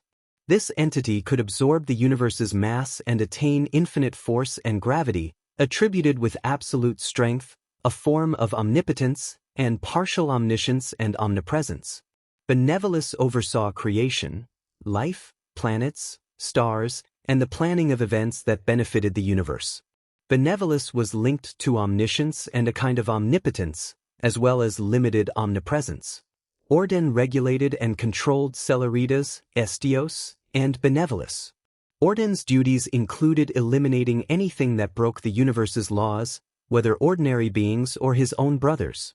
He held the authority to destroy a universe if regulators intentionally broke the laws 3 times without solid reason, and he could replace them from the first offense. Orden possessed total omniscience, omnipresence, and omnipotence. These 4 beings welcomed multidimensional entities into their sphere, nearly incomprehensible to ordinary beings. 50,000 years ago, I served as the regulator Celeritas, though I called myself Syria. I had long been drawn to the beings created by my brother Benevolence, who had taken the name Chakravartin. We had been close over the universe's millions of years, and one day I asked him for something I should never have requested: a younger brother. As a benevolent creator, he fulfilled my selfish wish and brought Retivas into being, a boy who seemed truly unique. I never imagined he would be the cause of my downfall. He took his own life. Overcome with grief, I went back in time to prevent his death, creating an alternate timeline. Orden noticed the change immediately. Chakravartin and I suffered the consequences. I managed to avoid Orden's final judgment by begging to be sealed into different objects. Chakravartin could not escape. For thousands of years his soul, cursed by Orden's punishment, drifted through the universe until it found a being in whom to rest: Hyoudo Issei. My little brother Retivas was named the new Celeritas, but he never accepted the role, retaining only a tiny portion of his power. Over time he sought to erase my soul completely, clashing with those who bore fragments of my essence. The most powerful of those users was the god Kronos, who could slow time up to 200 million times using the 3 objects that housed my soul: the amulet of time, the dagger of time, and the fate spear. Kronos succeeded in shattering my soul to the point that my powers were weakened enough to be wielded even by mortals. Avoiding and learning from those tragedies brought them to the present. The entity within the fate spear expressed mounting concern for Hyoudo Issei. It noted that he could not prolong his battle with his clone. He was now the regulator of speed, the current Celeritas. The entity warned that Orden would arrive at any moment if they broke a law of the universe. Rias, visibly distressed, asked how they would stop what was happening. She feared that if her beloved pawn were captured, he would be punished and the universe could be destroyed. The violet stones of the spear suddenly began to glow intensely, bathing Rias' gremry in a radiant purple aura. The fate spear then requested to take action and asked to borrow Rias' body. The spear transformed into a viscous violet substance that enveloped the Demon King's sister. The amulet of time, the dagger of time, and their replicas also shifted into the same mass and fused with Rias. When the process ended, Rias stood clad in a single white garment. Her hair had taken on a shining reddish-purple hue and her eyes a bluish violet. Her features appeared more mature and imposing, and the aura she emitted was incomparable. In less than a microsecond she vanished from the sight of everyone present, leaving several leaders stunned. A few minutes earlier, Kirio had been with others in a different room. They were engaged in behavior the narrator found distasteful. The narrator harbored a quiet, tender longing for Hyoudo Issei, imagining a gentle closeness to him rather than anything explicit. Motohama suggested they play a bravery challenge. Feeling uncomfortable, the narrator stood up and left for fresh air, deciding it had been a mistake to accompany those companions. She walked through the chilling nighttime streets of Kuo, deciding to put distance between herself and them without saying a word. Her house was about 2 kilometers away, and she still had to pass by the academy. It was unnerving to go by the school so late. She slipped her phone from the pocket of her shorts. It was 11:42 p.m. She knew she should not be out. She had told her mother she would be late, but she had not mentioned that she would be alone. There was no one with her. She imagined what could happen. A whisper from behind warned her to stay still, and before she could react a man in his 40s grabbed her arm. The grip was strong and his expression was threatening. He tightened his hold and urged her to go with him while producing a blade and pressing it to her neck. He hurried her along the street, toward her home. As they neared Kuo Academy she felt panic and a rising ache in her chest. She thought of Issei and of how much she wanted to tell him how she felt. That desire made her plead for mercy. She begged him not to hurt her, her voice trembling. The man only smiled in response and grew more aggressive. He forced her toward a corner and ordered her to comply with his demands. Rather than submit, she found one sharp moment of resolve and struck him hard. The blow doubled him over in sudden pain, and she used that chance to run. The man collapsed in agony behind her, calling out and begging in a voice that was a mixture of pain and fury. She ran as fast as she could, but the night air and her exhaustion began to take their toll. Her glasses fogged from the cold, and she started to lose her footing. Fear tightened her chest, and she could feel her legs burning. She stumbled over an uneven section of the sidewalk and fell hard, injuring her knees and wrists as she braced herself. She knew she could no longer run. Then there was the sound of glass breaking. Both she and the man turned to find the source, and their surprise grew when winged figures began to appear above Kuo Academy. Some of the beings had white feathers, others black, and a few bore bat-like wings. The man, seeing something impossible, tried to flee but soon collapsed, rendered unconscious by the shock. Thunder reverberated through the night with a power that forced her to cover her ears. Green lightning cracked and danced among the floating beings, and the winds were strong enough to shatter the lenses of her glasses along with many nearby windows. Residents peered out from broken window frames to see the same incredible sight. Extraordinary creatures hovering around the academy amid roaring storms and blinding flashes. Far away, in a secret base in Japan operated by an international space agency, personnel watched the unfolding events with alarm. A man with glasses told the command staff that they had to notify the president because the phenomenon could have severe consequences. He and his colleagues watched monitors as the measured energy levels spiked to unprecedented numbers. A technician exclaimed that electromagnetic readings were also through the roof. Another reported that sound waves outside registered at frequencies higher than usual and that decibel levels were dangerously high. Concern turned to urgency as someone else pointed out that the temperature and wind velocity were increasing. The base leader demanded good news, but then a staff member shouted that the satellites were affected and they had lost communications. Power sources began to fail and the monitors overloaded. The room descended into darkness as the control room lost its power.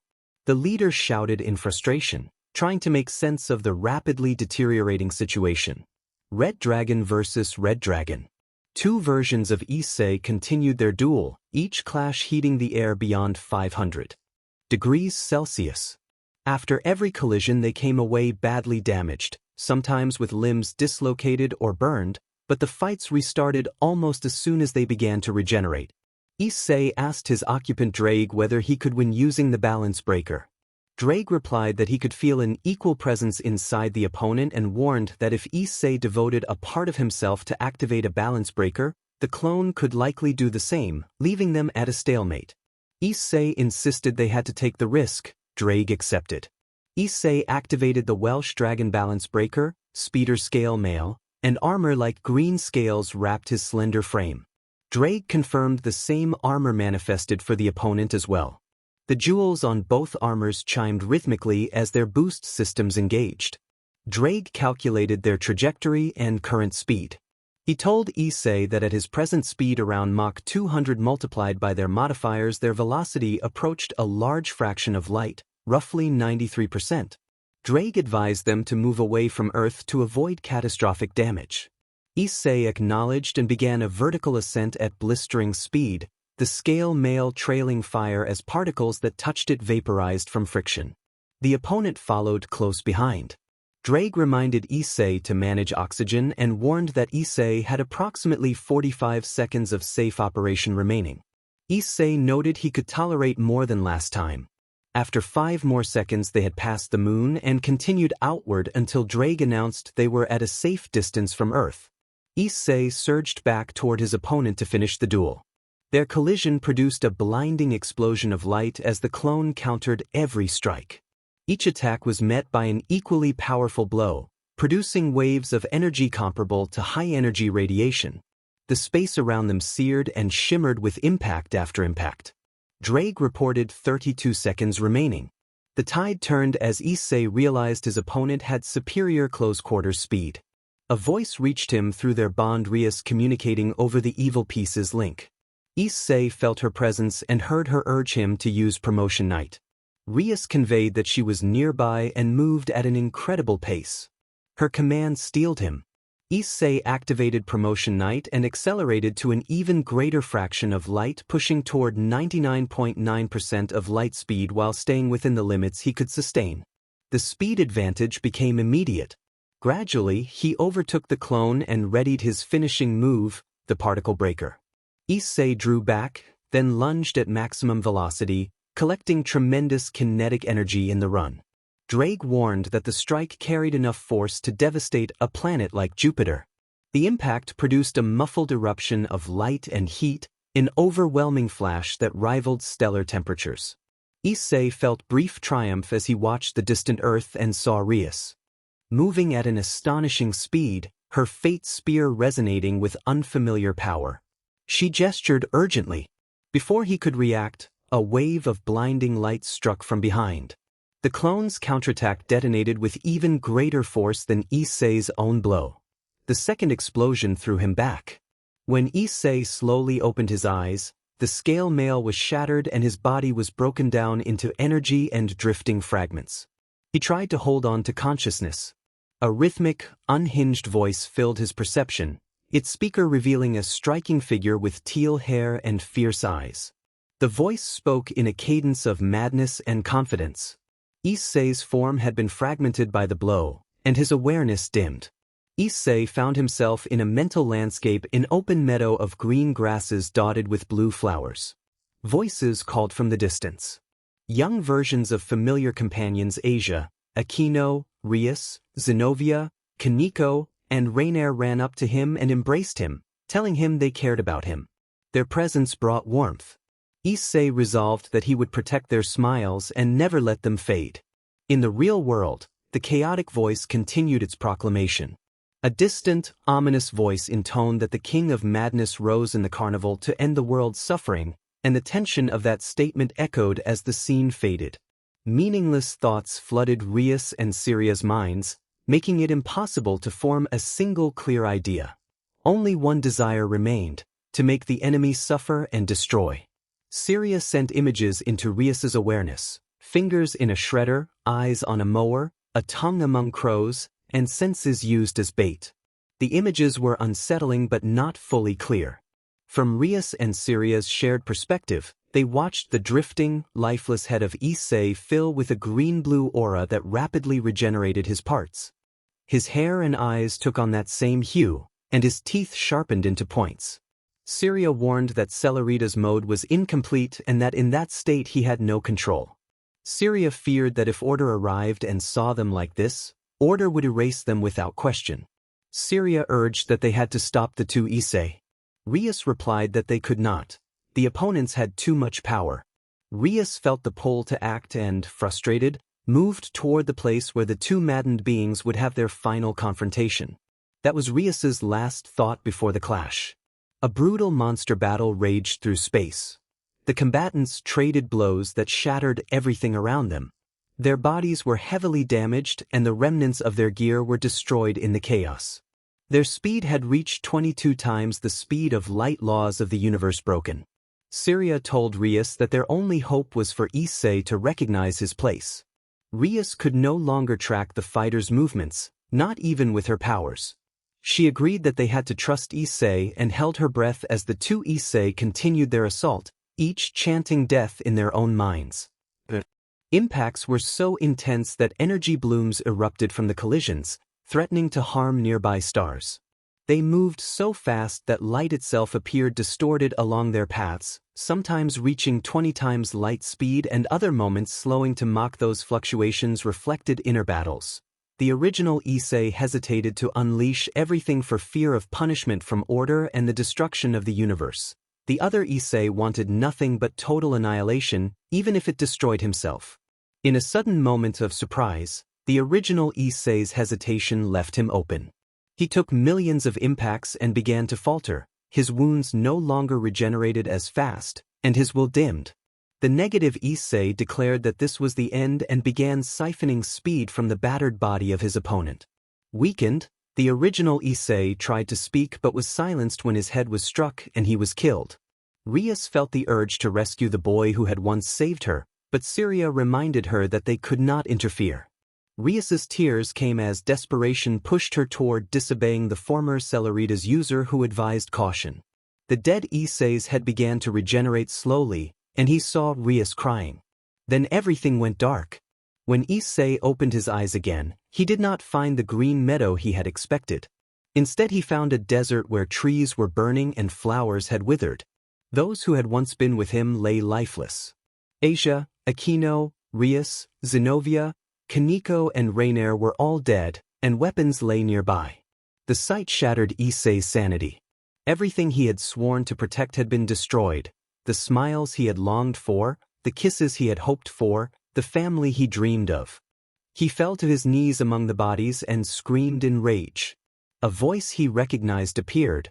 It was the one who had given him speed, the being who had granted his selfish wish. Issei shouted the name Chakravartin and charged in fury, but he had no speed. He landed a strike against the metal-like figure and felt only pain. He was weak. Chakravartin reminded Issei that he had given power because he saw potential and asked what Issei had asked for in return. Issei cried out that he had asked for speed and asked why he had not used it. Chakravartin challenged him, noting that the Celeritas were defined by pride and asking where Issei's pride had gone. Issei realized he had abandoned it because he no longer wanted to crush others. He explained that he did not want people to be trampled, but Chakravartin pressed him. Did he prefer to be crushed himself? Did he want others to stand over him and destroy what he had protected? Issei answered that he would not allow that to happen. Chakravartin asked what he truly desired. Issei answered, speed. Chakravartin asked if he accepted the full responsibility of his role in the universe and whether he would destroy anything in his path. Issei affirmed that he alone would decide. Chakravartin urged him to feed his ego, to crush and dominate. In response, Issei declared himself Hyoudo Issei, the most powerful Celeritas that had ever existed and would ever exist, and dismissed Chakravartin as nothing more than a fragment of memory. The world around them flared with green-blue flames, then fell into absolute darkness. Rias, unable to bear it any longer, decided to attack the duplicate of her pawn. At that moment she felt a pulse in her heart and relief. Issei had woken again. He declared that no one should interfere because he alone could finish the enemy. His ego had grown even larger, and his gaze was filled with disdain. That was him, the boy she had fallen in love with. The negative Issei still had a grip on Issei's neck, but the original no longer seemed to feel pain from the absorption. The original demanded to be released, but before the thought could fully reach them the clone's arms were lifted away, floating in space. The clone was confused, Moments before he had intended to destroy Issei by absorbing all his power, but now the situation had clearly shifted against him. The negative Issei sneered that the other would have nothing of his, insulting him and trying to belittle him. Issei's body began to change. Flames rose from his eyes and his skin seemed to peel away, but the description of injury faded into a surreal transformation. His physical form dissolved into luminous, blue-green flames that coalesced into a human-shaped figure at least 3 meters tall, an otherworldly, non-physical aura that resembled Issei. Syria informed Rias that he had accepted his power. Rias wondered aloud why he had abandoned his body. Syria explained that he had done so to claim all his strength. Issei then announced that he would end the ridiculous confrontation, his voice resonant and layered, as if composed of thousands of entities, a display of his new presence as a multidimensional being, a finalizer of conflicts and revealer of truths. His aura dwarfed his double, who could not perceive the true difference between them. The negative Issei struck out with furious words and launched himself at the original. When his fist was mere millimeters away, the original Issei vanished from sight. The clone demanded to know where he had gone and accused him of cowardice. Issei replied that it was not cowardice but a difference in understanding. Someone so inferior could not comprehend his power. He explained that he was everywhere. The final state of speed was omnipresence. He existed in every corner of the universe and every thought of his opponent. Suddenly a hand of flame formed from the negative Issei's chest and seized the clone by the throat, cutting off his air. Despite a remarkable regenerative ability, he struggled to breathe and was driven to desperate measures. In a final effort to preserve himself, he began to draw in a vast amount of speed from the universe. The flaming hand released him and dissolved. Issei reappeared at his side and challenged him to attack with all his strength. The clone followed instinct and launched an attack of tremendous power, far greater than their earlier exchanges. The blow struck the perfected Celeritas with a blinding flash. After such a brutal release of energy, which could have harmed even a star, Issei remained intact, his flames still burning with fierce pride. A voice that seemed to come from nowhere pronounced punishment. Issei absorbed the clone at a speed that felt infinite, drawing out every last bit of energy until nothing remained but an empty shell. The mirror-born Issei crumbled into dust and dispersed into the void of space. Issei declared that he still had matters to attend to. His proud tone seemed to press down on everything, his enormous pride unending.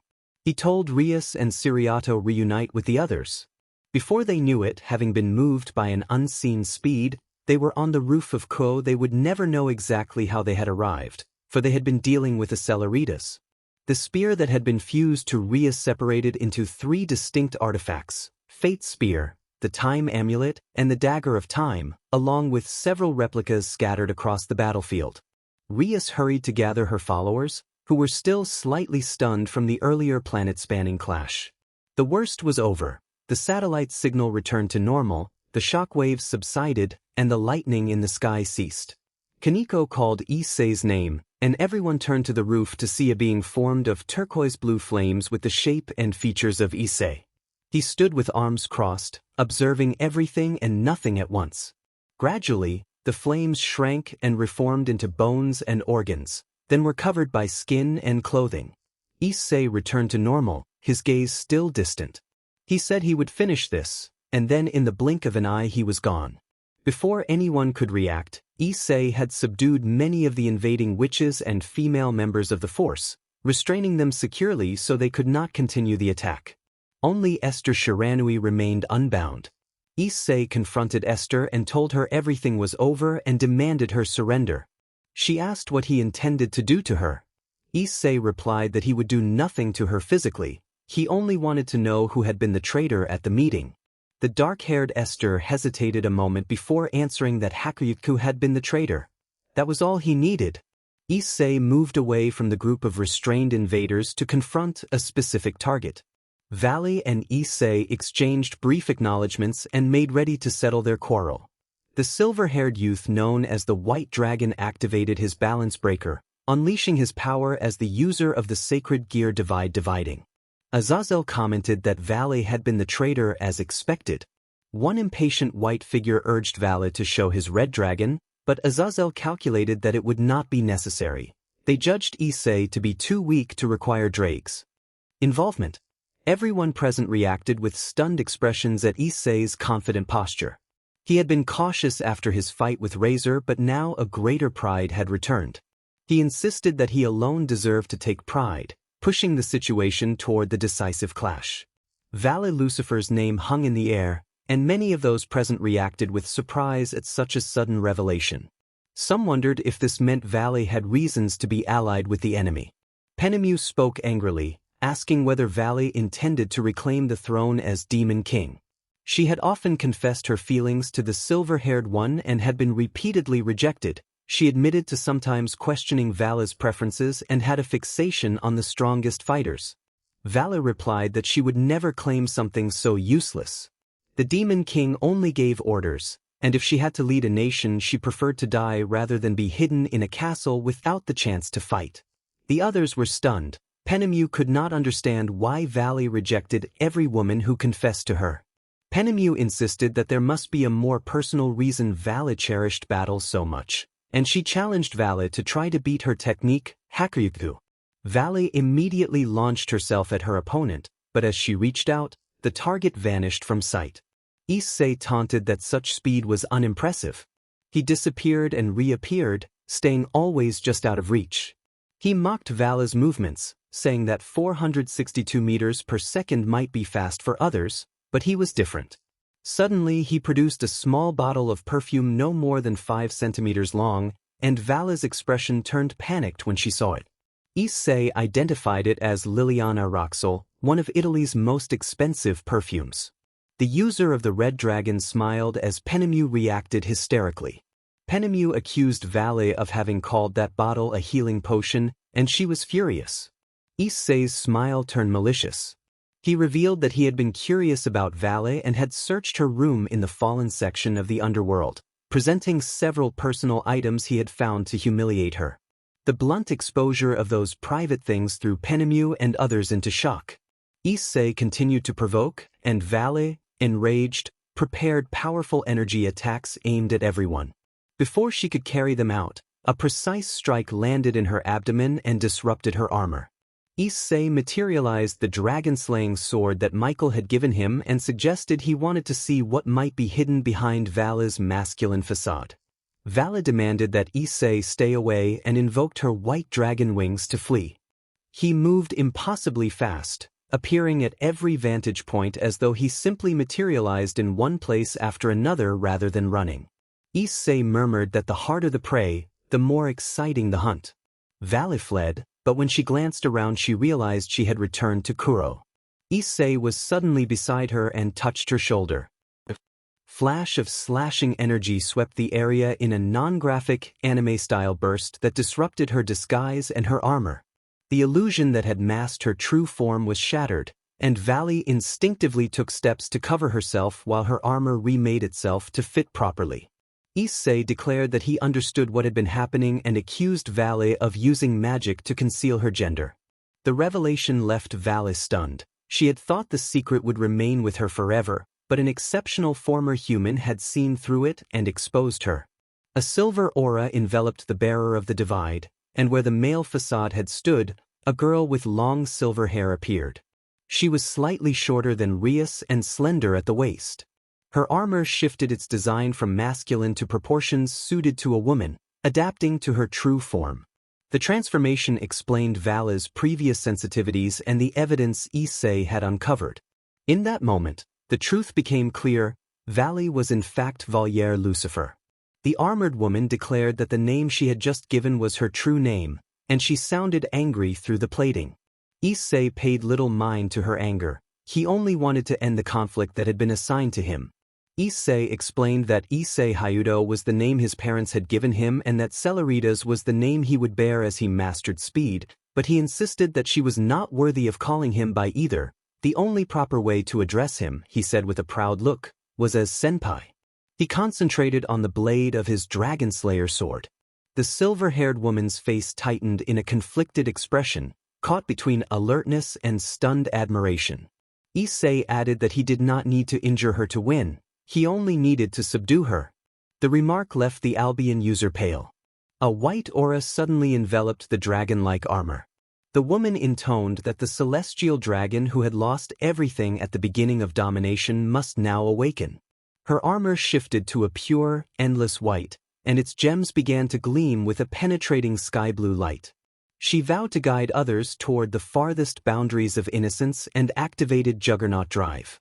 The armor swelled, taking on an even more draconic form, and she prepared to use everything at her command to defeat her proclaimed rival. She unleashed a tremendous roar and launched her assault in a flurry of powerful, anime-style movement.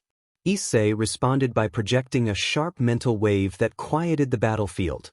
The overwhelming tension and clamor subsided under his presence. The faction leaders remained stunned at how effortlessly the Hyoudo had pacified what none of them had managed to control. Gabriel observed that he no longer felt the clash between the two. Michael listened as Gabriel sought guidance. Azazel noted that the auras nearby were still slightly stirred and that the source must be close. At that point, Rias and Aquino requested permission to investigate. Surzex looked surprised at Rias's proposal. Issei was supposed to be strong enough to handle any situation. Graphia, however, insisted on accompanying them because she was worried despite their current enmity. Rias clarified that they were not checking on Issei's condition. Aquino explained that they were going to verify Vala's physical condition, concerned about the methods Issei might employ to secure victory. Penemu, worried, joined the group and expressed that she had to protect Valakuen. The four women moved slowly toward the area Rias had indicated, guided by Rias's sharper sensitivity to her pawn's presence. From a hidden section of the new Kuo Academy building, they heard noises that suggested a private meeting rather than a public confrontation. They approached cautiously. When Rias opened the concealed door behind the storage area, she found Issei in a compromising situation with a silver-haired girl. The details of that situation were omitted. Rias stepped forward, shocked by the scene. Aquino blushed and began to breathe unevenly as she demanded to know why Issei had behaved that way with everyone else but her. Penemu, alarmed, looked everywhere for her cherished white dragon and asked where Valley was. Issei put on a puzzled expression and asked whether they did not already know. She is Valley. The mental shock of the fall hit her like a blast of unimaginable force. Her eyes rolled back and she could not accept that the person she had imagined as her future partner was not a he but a she. The truth was too much, and she lost consciousness at the weight of that revelation. Graphia called for Penemu and lifted the fallen woman into her arms. Issei acknowledged that there was much to explain. Later, Issei carried the exhausted, overextended silver-haired woman while Graphia supported Penemu. Graphia, surprised, noted that the woman's true name was Valier Lucifer. Issei explained that Valier's change of gender was connected to the disturbing ambitions of her grandfather, who had sought to exploit the family line. He spoke with a blank expression, not from anger but from uncertainty. The decision weighed on him. If he still had limits, he might choose to act decisively, but having the power to end things that will made any such choice feel selfish. Indifference began to creep in. No matter how he analyzed it, decisions no longer felt like his alone. It was as if millions of remnants of himself whispered from inside his mind, each pushing toward a different outcome. The consequences across the universe were incalculable. One choice could create an entirely different world. Understanding the burdens of near omnipotence made him hesitate.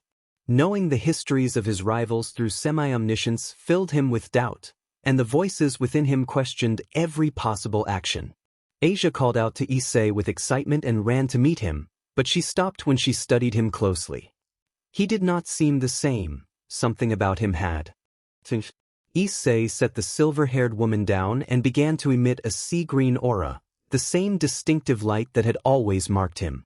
Everyone present watched, the three faction leaders, his retinue, and others.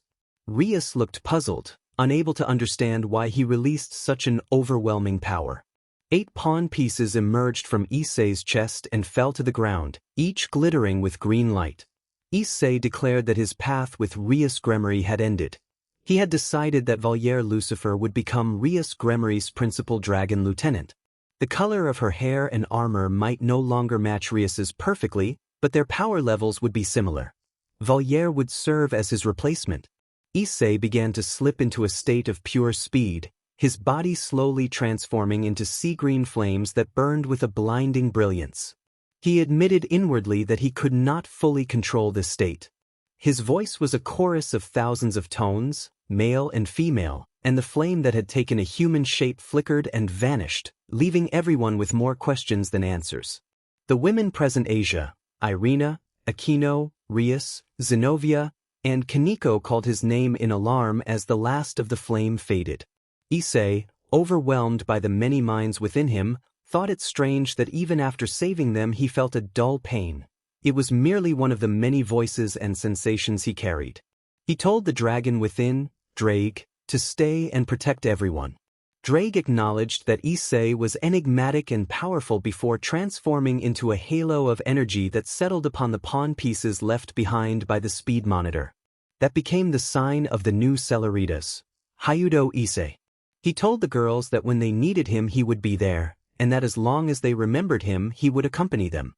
He explained that this was only a temporary farewell. Once he could sort through the millions of minds inside him he would return. For now, he stepped away from what made him doubt so deeply.